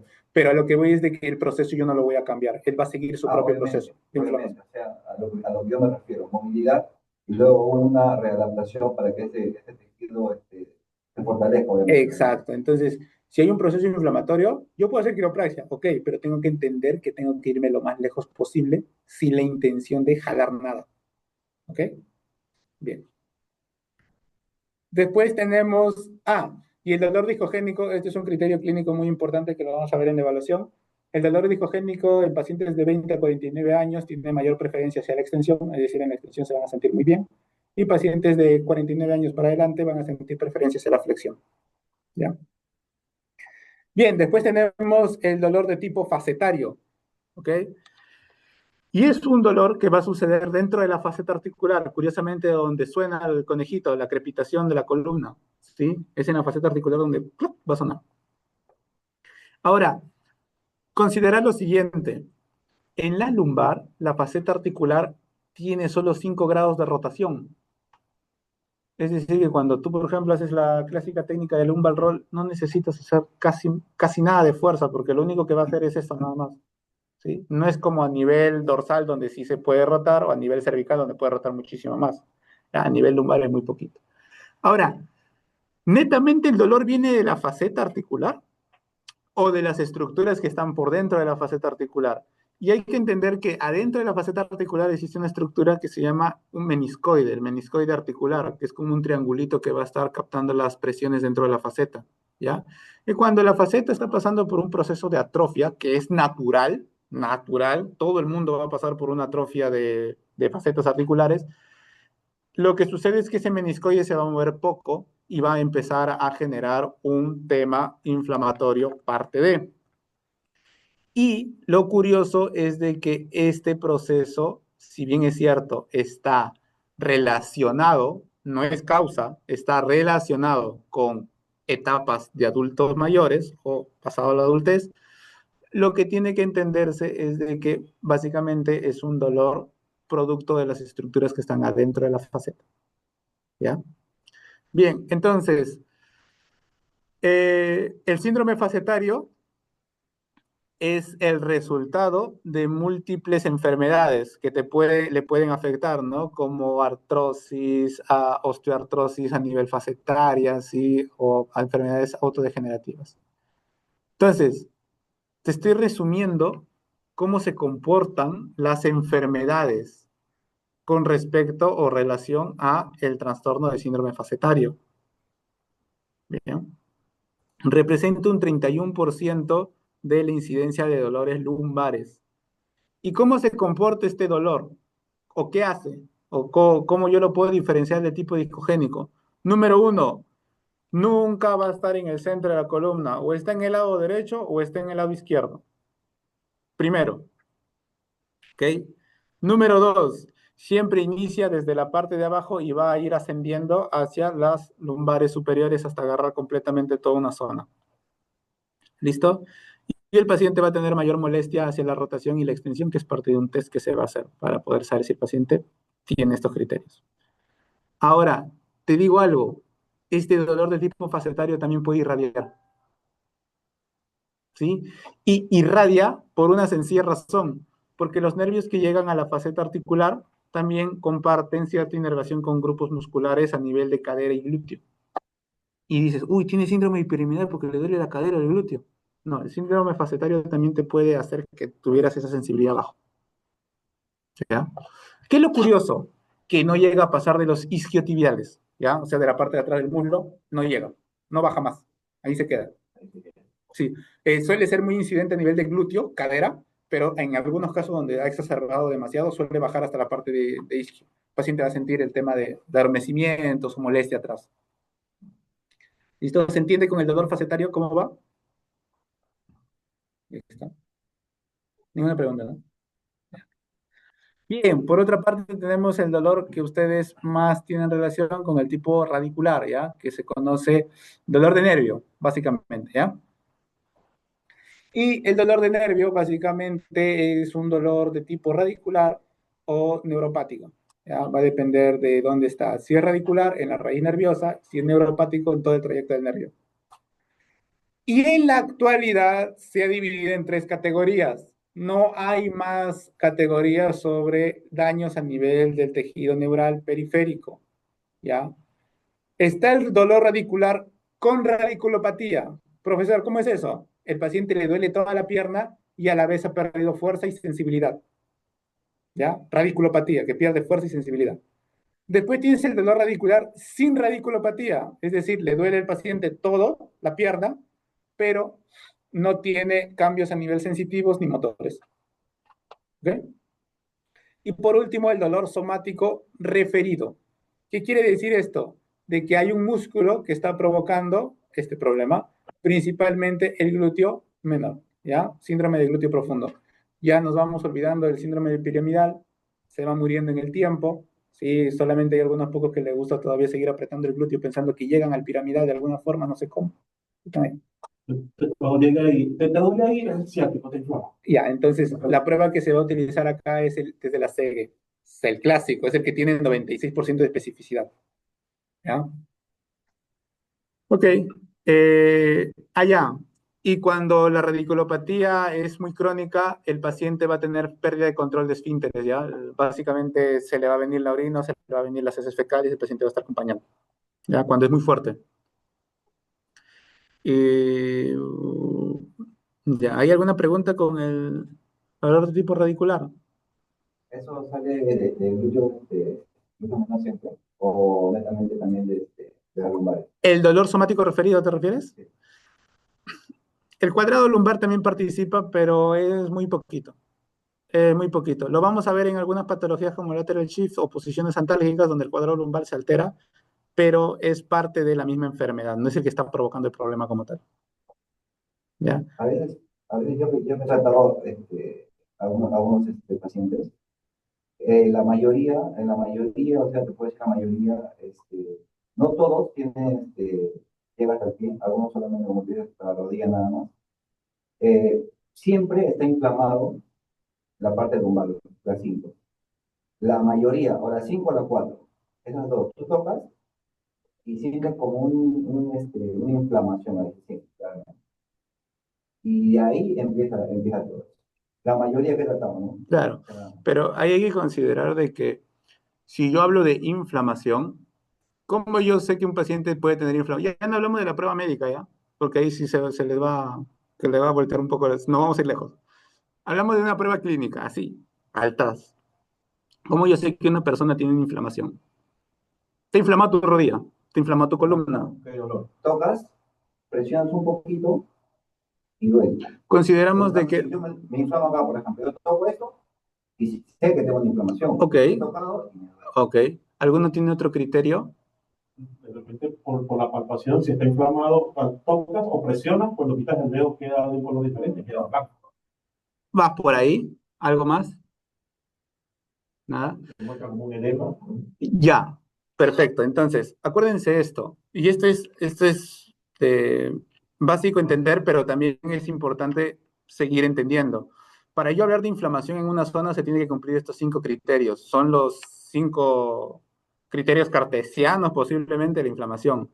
Número 1, dolor. Va a haber dolor, ¿sí? Toda inflamación te provoca dolor. O sea, tienen que existir los 5, no solamente uno. Dolor.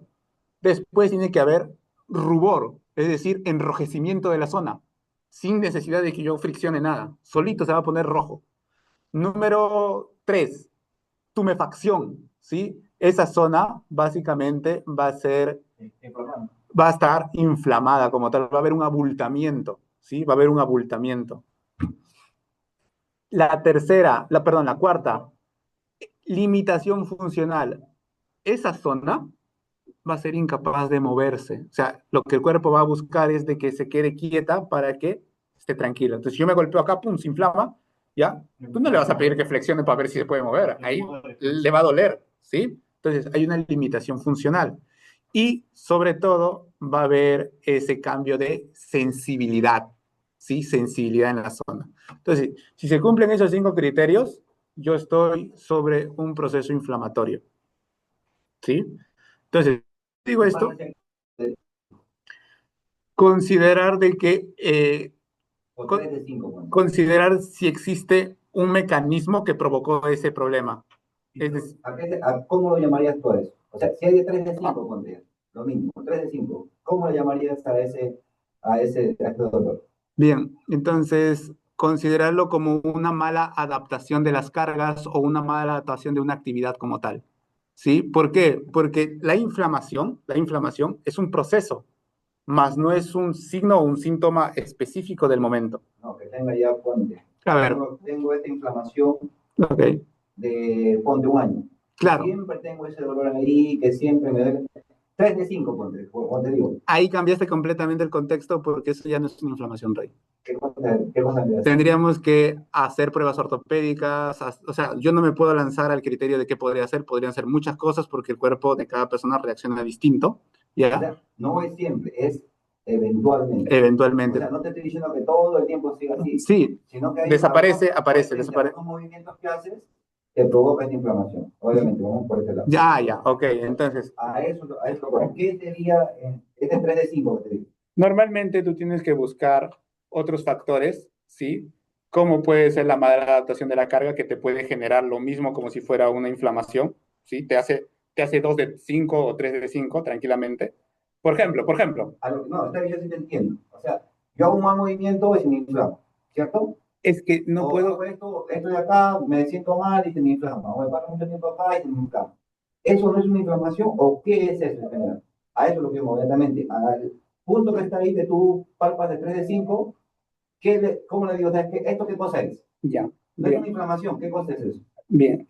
Para entender ese contexto, tú tienes que entender primero que el cuerpo es capaz de adaptarse a ciertos movimientos o ciertas cargas, ¿ok? Si un cuerpo no está adaptado a ciertos movimientos o ciertas cargas, el cuerpo va a generar un mecanismo de defensa propio de. Es como si tú estuvieras capacitado para cargar 20 kilos y yo te mando 100 kilos de golpe.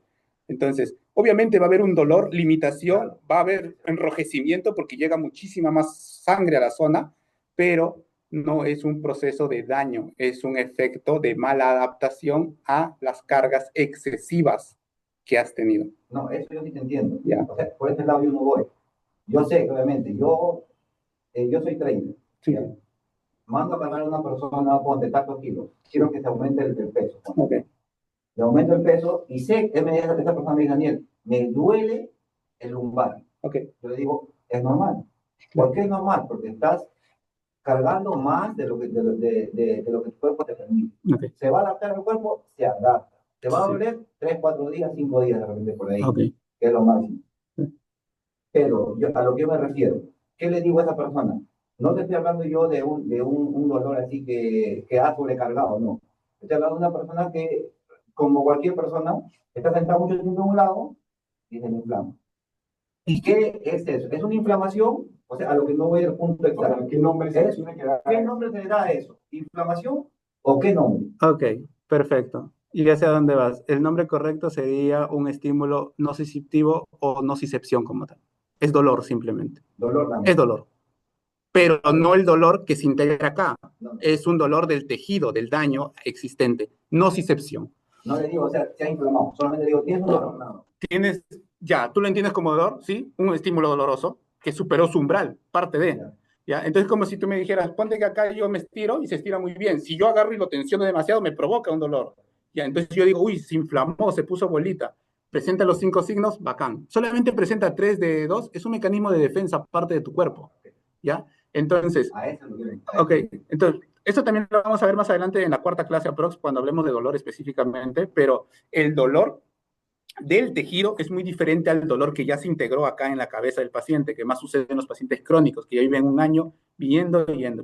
¿Ya? Es muy distinto el tratamiento y entender de que todo tejido que se ha dañado va a generar un efecto nociceptivo, que es como si yo agarrara acá, me corto, ¿sí? Me corto, se provocó la herida y esa herida en todo ese transcurso que se va a sanar, independiente de que se provoque o no inflamación, ¿sí? Lo que va a hacer, o poca inflamación, lo que va a hacer el cuerpo es regenerar poco a poco, ¿sí? Su mecanismo ponte de inflamación sea muy leve, muy pequeñito, casi imperceptible, pero sigue existiendo ahí y se va a regenerar. Mientras suceda eso, yo no puedo palpar la zona, ¿o sí? Le va a doler, ¿sí? Está incómodo, hasta que se llega a reparar, ¿ya? Entonces, es un mecanismo, es dolor por exceso de cargas, es dolor por no hacer cargas de forma correcta, estímulo nociceptivo. ¿Listo? Entonces, dolor discogénico, dolor radicular, dolor facetario van a tener ese mecanismo de nocicepción, ¿ya? No es dolor específicamente que ya se integró acá en la cabeza, ¿ya? Es un dolor nociceptivo. Bien, ¿hasta ahí alguna otra pregunta con dolor radicular? Ok. Después tenemos otro dolor de tipo lumbar, que es el dolor de tipo sacroiliaco. Profesor, pero usted me dijo de que el sacro con el ilíaco no se mueve, solamente un grado, no más hay ligamentos. Ok, este dolor es provocado por otra característica que no es netamente a nivel de la articulación, ¿sí? Y es por la sensibilidad de un nervio que se llama el nervio cluneal. Ahora, no es que el nervio cluneal se haya inflamado, sino que genera sensibilidad en esa zona a un punto de superar el umbral de dolor del paciente y lo percibe como si esa zona molestara, ¿sí? Entonces, no sé si alguna vez se han topado con bolitas atrás en el sacro o personas que tienen bolitas y dicen, no, es que tienes grasa o tienes tumores o tienes esto, ¿no? Y simplemente es una reacción por parte de los ganglios que rodean a el nervio o la estructura que está ahí, ¿sí? Y esos ganglios aumentan su volumen, no se inflaman, aumentan su volumen para mitigar ciertas sintomatologías dentro de la zona.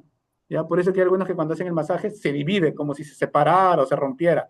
Uy, es que ya lo partí. No, que son varios ganglios pequeñitos como racimos de uva que están ahí. ¿Ya? Y ese nervio cluneal proviene de la cintura. ¿Ya?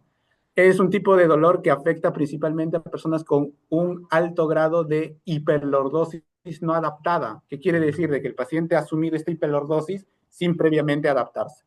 No es lo mismo comparar un paciente con hiperlordosis que tiene la genética de provocar esa hiperlordosis como las personas afrodescendientes. Tú ves a una mujer afrodescendiente hacer tremenda curva y así es su genética, que con una mujer embarazada, ¿sí? Que durante todo el proceso de embarazo ha empezado a aumentar el volumen abdominal y ha llevado su columna hacia adelante. ¿Ya? Tampoco en personas con distensión abdominal, ¿sí? Que también tienen ese tipo de problemas. ¿Ya? Es un 10% de relevancia clínica y obviamente es un lado, ¿sí? Es preferente en un lado. No está en la cintura, ojo, sino está cerca de la articulación sacroiliaca. ¿Ya? Y te suele confundir bastante con un punto gatillo en el glúteo menor. ¿Ya parece? ¿Y eso cómo se trata? Justo lo que quería preguntar, porque estaba de María. Ok. Ahí utilizamos compresas, fría, Nah, caliente. bro, estás simplemente. Recuerda, curar el síntoma o aliviar el síntoma no significa que la enfermedad ha mejorado. ¿Sí? Eso es importante entender. Y acá, básicamente, primero identificar si realmente tiene o no tiene, y lo vamos a hacer a través de un clúster, el clúster de Van der Werf, que son 5 pruebas. Si de las 5 pruebas 3 te salen positivos, podemos hablar de un dolor de tipo sacroiliaco. Lo vamos a ver igual, ¿sí? Que estas pruebas son la prueba de compresión, la prueba de distracción, la prueba de empuje de miembro superior, la prueba de Patrick, ¿sí? Y la prueba de compresión sobre el sacro. ¿Ya? Si de las 5 pruebas 3 te salen positivas, va bacán. Ahora, Porque la mayoría de todas esas sintomatologías que están mencionando, nosotros lo relacionamos pues, con todo el dolor lumbar, ya, va la bacán, bacán. inflamación. Ya, claro. Entonces, Sobre todo los señoritos, los jóvenes que levantamos fierro, como se vio allí. sí. Y no es que tu sacro se está abriendo, ni de que tu sacro se ha movido, ¿no? Es simplemente un aumento de sensibilidad dentro de la zona por el aparatoso. Cómo se levanta. Ok, el nervio cluneal te va a sensibilizar esa zona. Y aquí hay que entender dos cosas. Número uno, cambiar la percepción del nervio cluneal con respecto a ciertas cargas se tiene que manejar. Si hay un componente de carga de por medio, se tiene que mejorar las cargas sin ir adaptándolas poco a poco. Pero básicamente el tratamiento consiste en mejorar, ya sea con movilidad, fuerza, control motor, todo el proceso de cadera en sí. ¿Ya? Y enfocado también en el piso pélvico. ¿Por qué el piso pélvico, profesor? Porque los músculos pelvitrocanterios y los músculos del abdominal inferior también están relacionados con esta alteración o este problema. ¿Ya? Ahí, entre paréntesis, vayan buscando si quieren tratar esta patología, ejercicios de Kegel, que son ejercicios para piso pélvico, ¿ya? Que son muy buenos en esta patología, ¿ya? No tengo mujeres, ¿no? Sí, o sea, a nivel clínico lo utilizan en mujeres para mejorar el piso pélvico post eh, descenso de parto, y en el tema de hombres para mejorar la disfunción eréctil o mejorar la capacidad de vigorosidad durante el sexo, ¿sí? Pero ese piso pélvico también está relacionado a ciertos músculos con inserciones sobre el sacro y sobre el coxis, ¿ya? ¿Ya? Entonces, un punto gatillo miofacial también es importante entender y principalmente en el glúteo medio, ¿sí? Que también te va a tener a irradiar, pues, ¿no? Ahora, considerar de que lo que tú percibas es muy distinto a lo que realmente está sucediendo con el paciente y tiene que haber una evaluación. Realmente, si está sobre un punto gatillo miofacial, el tratamiento es digitopresión o punción seca, dependiendo de la agresividad del tema. ¿Listo? ¿Ya? ¿Hasta ahí cómo van? ¿Todavía pueden un poquito más? Sí pueden, ¿no? Vayan al baño, vayan al baño.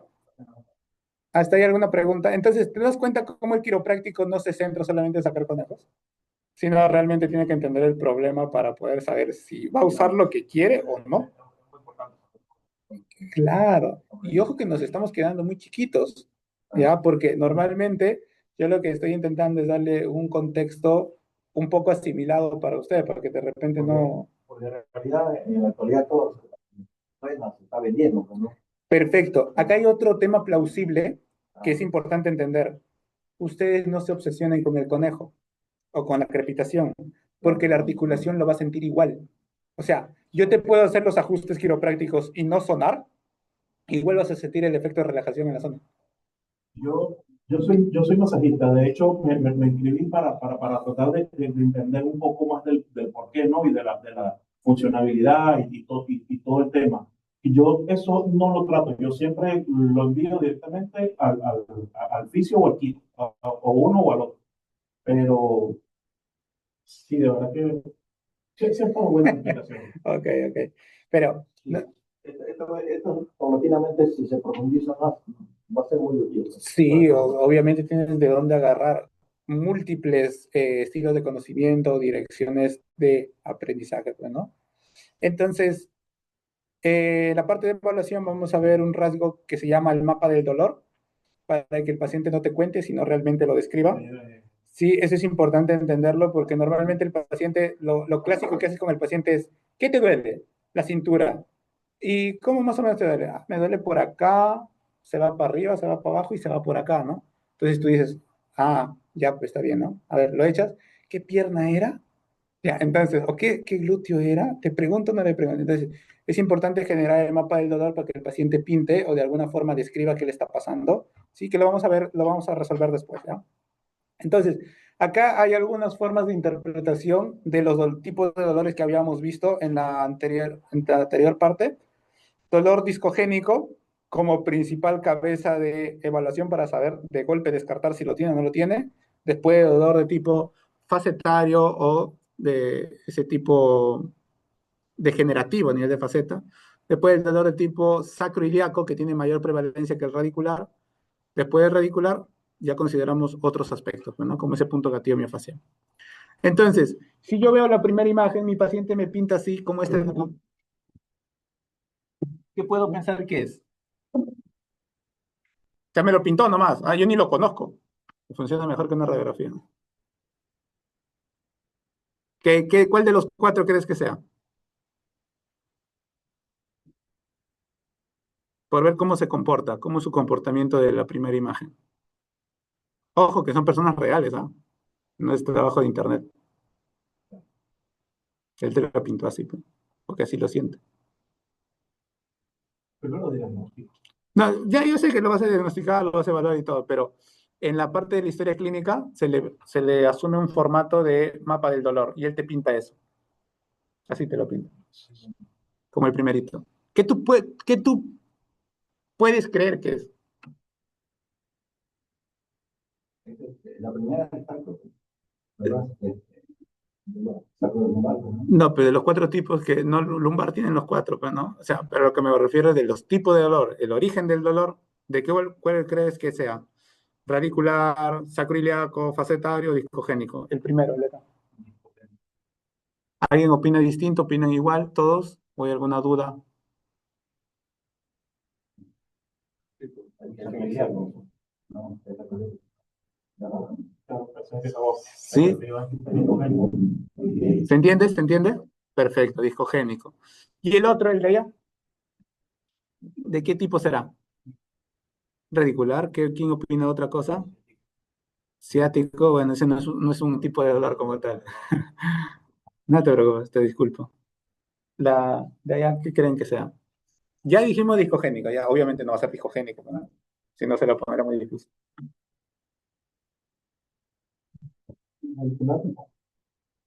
¿Se comportará como radicular ese?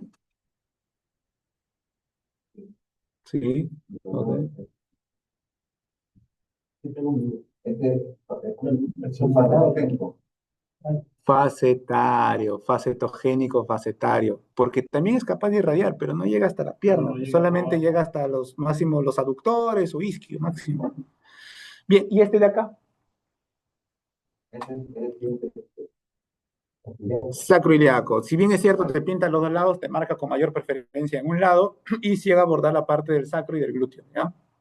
Y este último, de allá, radicular de cajón, pues, ¿no? ¿Se entiende? ¿Se entiende cómo va?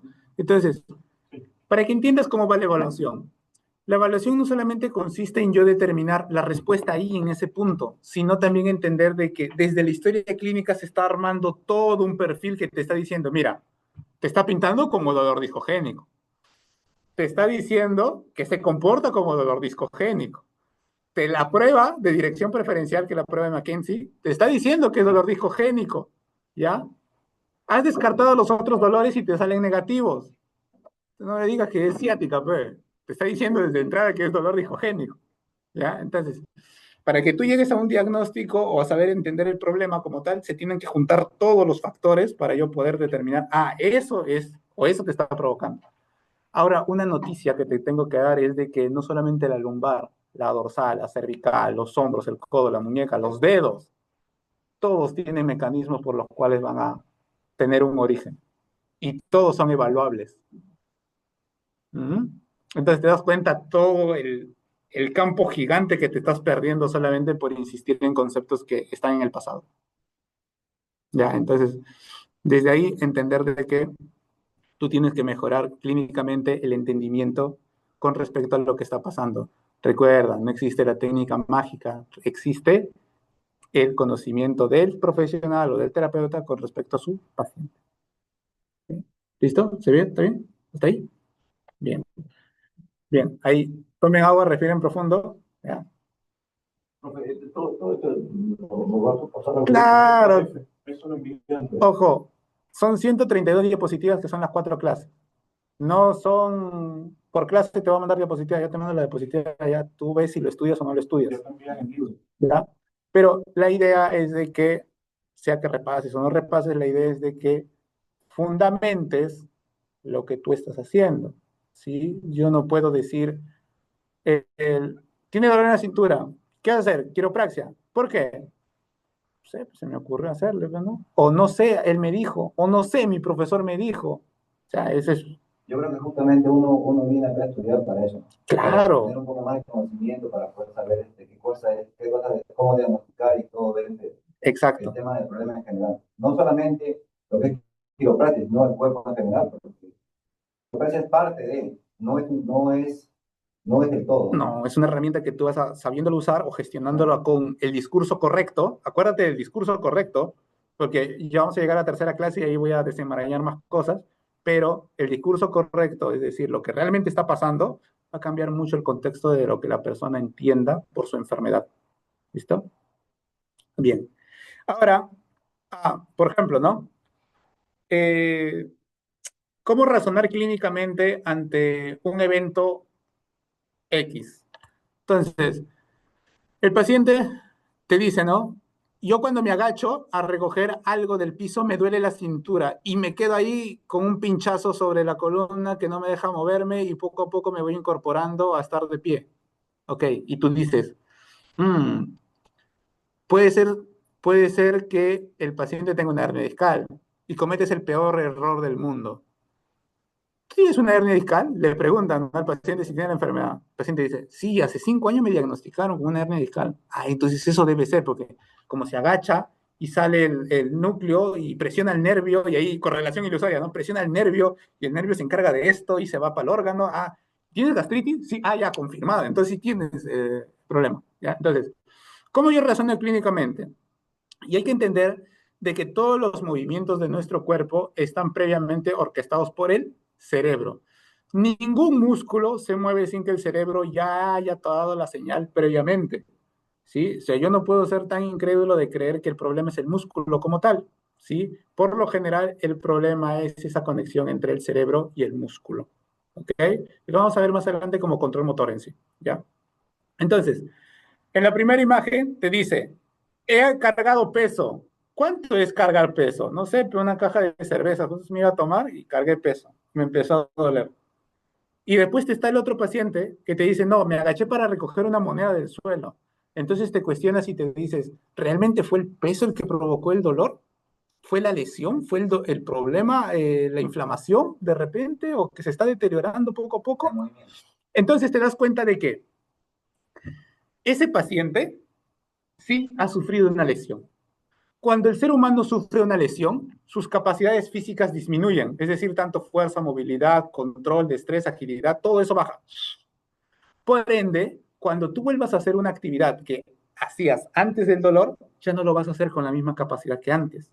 Para darte un ejemplo, ¿no? Si antes, por ejemplo, cargabas press de banca, de repente, no sé, 20 kilos, te lesionaste el hombro, no sueñes que, aunque se vaya el dolor, tú vas a poder cargar otra vez esos 20 kilos.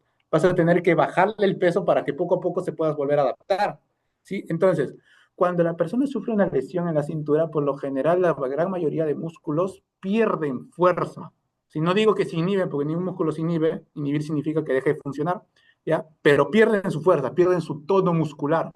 Y lo que provoca es de que otros grupos musculares hagan dicha fuerza. ¿Ok? Entonces, ¿qué pasa? Que cuando la persona se agacha, quien debería provocar de enderezarlo de nuevo debería ser el glúteo mayor, principal extensor de cadera. ¿Ya? Entonces, es como si tuviéramos una intercambio de fuerzas y el glúteo mayor que está posterior carga a todo el eje, ¿sí? Todo el eje del tronco como tal. ¿Y qué pasaría si ese glúteo mayor no tiene la suficiente fuerza para cargar a todo el eje? El cuerpo no se la complica, no hace sufrir nada, simplemente, oye, hagas nada, tranquilo. El cerebro no se la complica en ese sentido, el cerebro no dice, uy, ¿ahora qué hago? ¿Voy para allá? No, Otra forma, ¿no? no haga No nada. lo hagas. Entonces el glúteo mayor no se activa, no hace su fuerza, no reacciona. ¿Y quién crees que va a hacer la fuerza? Los músculos paravertebrales, los que no están adaptados para hacer dicha fuerza. Y ahí está el dolor. Y ahí empieza el dolor. Y ahí, curiosamente, coincide con el relato del doctor. Cuando tú te agachas, la hernia se te sale. Ah, entonces cada vez que yo hago fuerza, me agacho, la hernia se me sale. ¿Cuál es la solución? No agacharme. Si no me agacho, no se sale. Y bueno, parte de... Cuando ustedes vayan a, o si participen en alguna cirugía de hernia discal, cuando se encuentran en la parte de la disección, se van a dar cuenta de que el núcleo pulposo que ha salido hacia afuera, ¿sí? No es como te lo han vendido de las maquetas que la presionan y sale un globito y vuelve, ¿ya? Cuando el núcleo pulposo sale afuera, la sustancia fundamental que rodea todos los anillos lo cristaliza al núcleo pulposo, y no sé si han visto la uña de una persona mayor con hongo, súper dura, ya, la uña del dedo gordo, así es bien rígida, ya, así se hace toda la hernia discal. O sea, esa cosa no se va a salir ni tampoco se va a hundir de golpe. Va a tener que pasar por un proceso donde se vaya regenerando poco a poco. ¿Sí? ¿Me dejo entender? Ahora, historia natural de la enfermedad. Todas las hernias discales, o casi el 86% de estas, se Y hasta reabsorbe. hasta el 90. Se reabsorbe sola, sin que tú hagas nada. ¿Sí? Ahora, obviamente, si haces cosas, vas a mejorar los síntomas y demás, Dime. Yo padecí por una hernia justamente por cargar peso. Yo también fui estibador. Y todos los médicos querían abrirme la espalda por operar. Todos. La solución fácil mía, la que yo vi más sencilla, fue tratar de hacer sesiones cada 2 días de estiramiento de columna, Ok. separación de vértebras. En 2 meses me la quité. ¿Se resolvió? Ok. En 2 meses me la quité. Ok, pero No tuve que hacer más nada. Solamente colgarme o arnés, pesitas de arena, un kilo o 2 kilos, periódicamente, la hernia se fue solita rapidito en 2 meses. ok, Más nunca padecí de eso. hay que, ya, hay que entender que los síntomas, ¿sí? Los síntomas van a estar persistentes y vas a mejorar con ciertas intervenciones, Intervención. pero el proceso de reabsorción, de decir, por ejemplo, acá estaba tu hernia y ahora acá no está, ¿sí? Suele durar un año, ¿sí? Eso, a partir de los 6 meses ya mejora considerablemente, ¿no? Ya te permite hacer cosas como si no tuviera la enfermedad, pero en un año tú eres capaz de discrepar, mira, antes tenías y después no tienes. Entonces, el discurso incorrecto, ¿cuál sería? Que una persona de 10 años con ese problema siga culpando a la hernia discal por su dolor de cintura. ¿Ya? Entonces, y te va a tocar muchísimas personas que te dicen, no, yo llevo 20 años con dolor de cintura. Ah, sí, y todo empezó por una hernia discal. Y hasta el día de hoy me sigue doliendo. Esa hernia ya no está ahí. Ya, entonces hay que considerar bastante eso, ¿no? Así se entiende cómo va, la importancia de entender cómo funciona una enfermedad. Lo que pasa, a ver, Sí, sí. lo que pasa es que la gente en general piensa que yendo al quiropráctico les va a quitar el dolor, ¿ya? Y les va a ganar esta enfermedad. En realidad no es así. ¿Por qué? Porque si tú vas al quiropráctico, si bien es cierto, va a poder ayudarte, aliviar, eso no es la solución en general. No. La solución es ganar masa muscular en esas zonas para que el trabajo sea netamente muscular. Perfecto. Ya no sea Perfecto. Y lo vamos a ver en una parte que hablamos ya netamente de dolor, ¿sí? Y entendemos mejor el dolor. Pero una de las mejores estrategias es afrontar el dolor en sí, no ir huyendo del problema, de alguna forma afrontarlo, ¿ya? Y básicamente en sí tú no sanas nada, pues nunca has sanado nada, ni vas a sanar nada. Porque si un paciente tiene artrosis, tú lo único que haces es mejorar las capacidades físicas, mejorar los síntomas, pero la artrosis sigue ahí, parte de un proceso degenerativo. Es más, en Chile, en Brasil y en Uruguay existe una política donde si tú pones en tu centro, pones afuera tratamiento para la artrosis, o se cura la artrosis, se cura la hernia, o se cura, no sé, pues, lo que típico que ves acá, te meten a la cárcel. Tú no curas nada, esa es estafa, método de estafa. Ya no vas a curar nada. Tú lo que haces es las funciones del paciente con respecto a su problema. Igual la enfermedad va considerablemente ir mejorando en el transcurso de... Ahora, la cura para la enfermedad, la cura entre comillas, sería reemplazar ese tejido que está deteriorado por otro, ¿no? Pero tampoco marca de gran diferencia. ¿Listo? ¿Hasta ahí? Porque la cirugía no es una opción, ¿no? Ah, ojo aquí, porque tú tienes que entender todos los contextos, no solamente te sirve lo que a ti te conviene.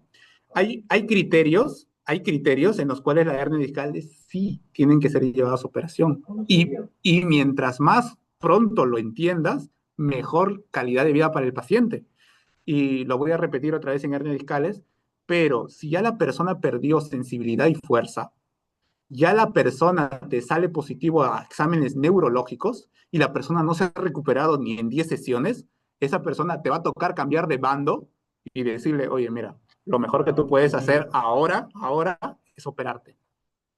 No, pero sigue quiropráctico. No, mira, ya te están diciendo de que has hecho terapia y todo y no has mejorado, ya, ¿no?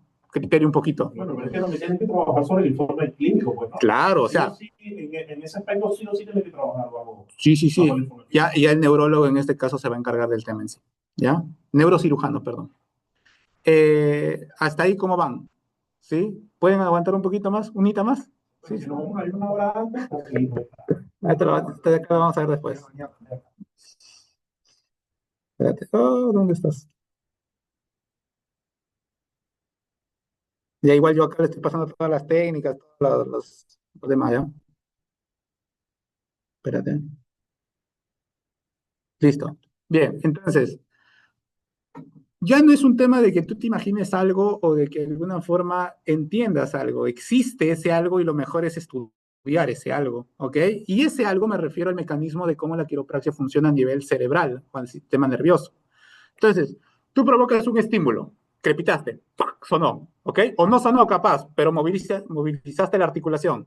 Después, ¿qué pasa?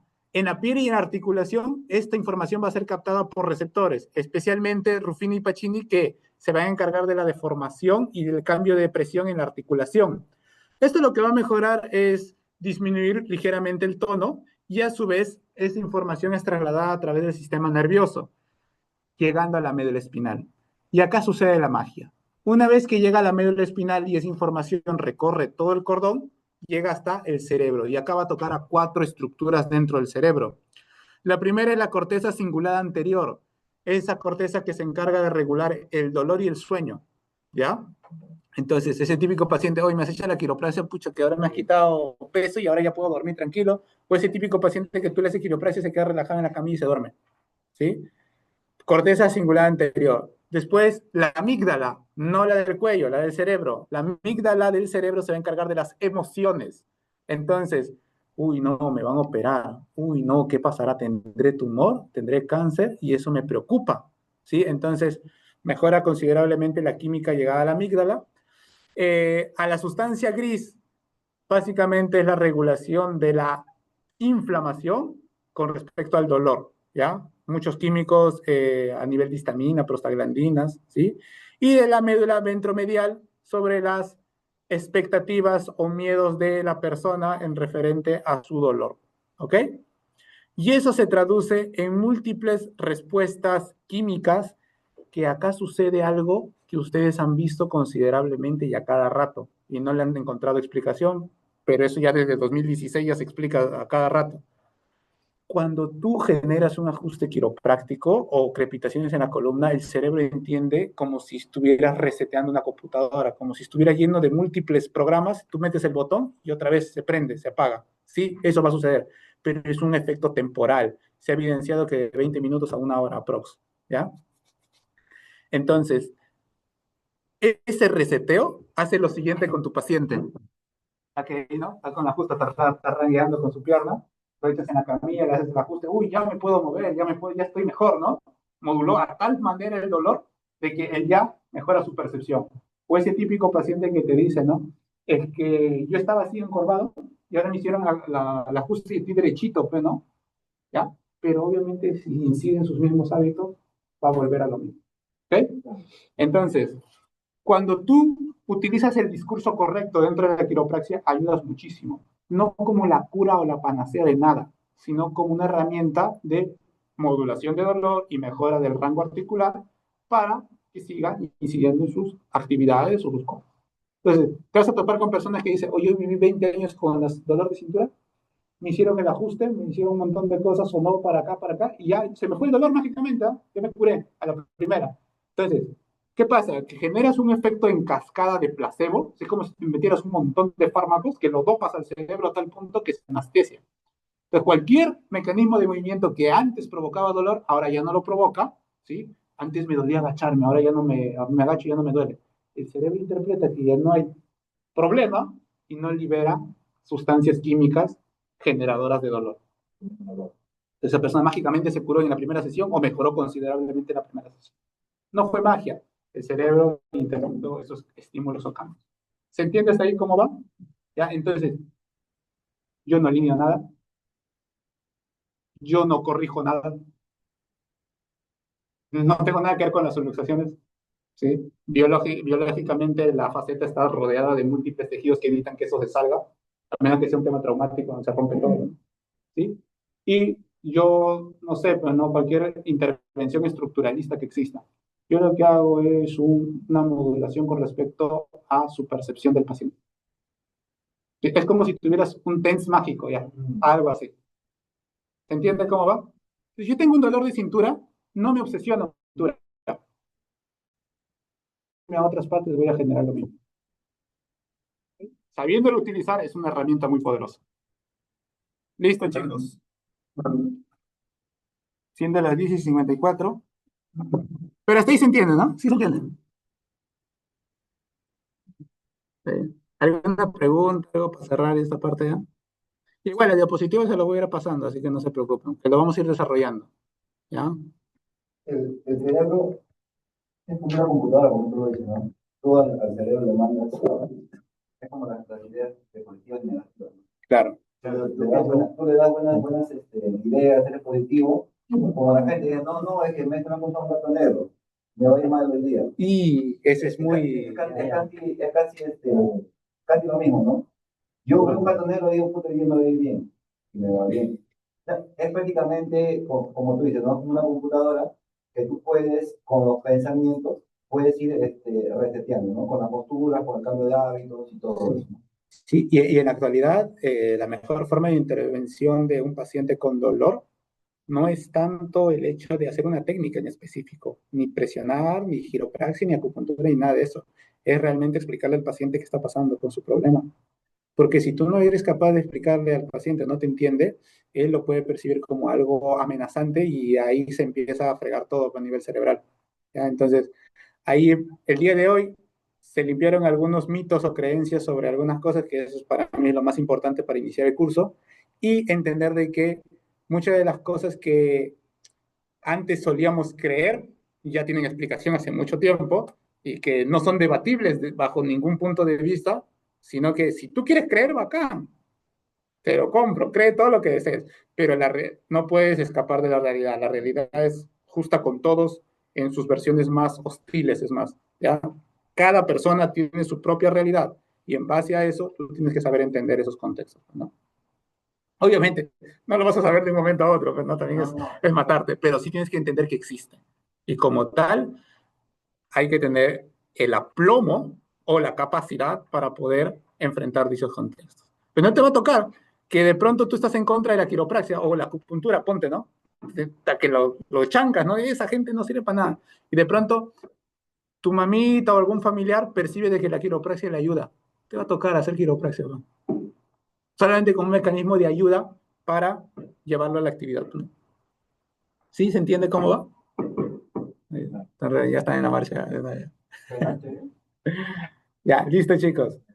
No hay ninguna pregunta, ¿no? Bien, la siguiente clase, a ver, para que se entienda, ¿ya? Lo que me han marcado hoy día. Esta clase es de tipo introductoria, es decir, no entra dentro de su programa de las 4 clases, ya por eso que va a ser de 9 de la mañana a 11 de la mañana, ya de acá vayan a descansar. La siguiente clase recién empezamos con la primera clase y nos quitamos toda esta parte de la parte teórica y nos vamos de frente a la práctica, ya. Y lo que vamos a desarrollar son ajustes específicos o avanzados o con más biomecánica, como quieran llamarlo, ya sobre columna cervical, columna dorsal, columna lumbar, miembros inferiores, miembros superiores. Y los de arroz añejo. Hazlo bien. ¿Cómo que arroz añejo? Es que ya no hay. Quiero ahorrar. Ya, entonces, eso vamos a ir avanzando y vamos quitando ciertos conceptos, casos clínicos y demás. ¿Ya? Les invito a de que de alguna forma abran un poquito más la mentalidad, ¿sí? Para que puedan entender distintos contextos que existen. ¿Ya? Y lo explicable y lo no tan explicable. ¿No? Ese efecto placebo que bravo. Las redes sociales y todo. Esto es importante, aprovechar esos 24 participantes que están ahí y ustedes. Lo peor que ustedes pueden hacer, yo entiendo su posición, pero lo peor que ustedes pueden hacer es inspirarse o aprender en las redes sociales o videos.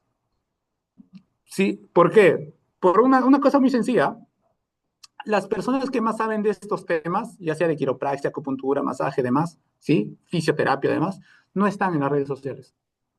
No pierde, o sea, no pierden, lo utilizan para otras cosas, ¿no? Pues familia, distracción.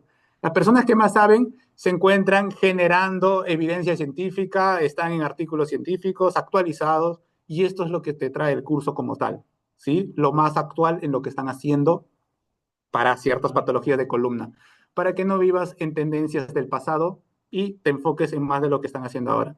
Eso sirve para uno estar actualizado. Actualizado. Entonces, claro, entonces cuando tú ya termines el taller o el curso como tal, vas a ver ciertos procedimientos de decir, no, pues, ¿qué estaba haciendo todo este tiempo, no? O sea, que no es justo ni para el paciente ni para mí.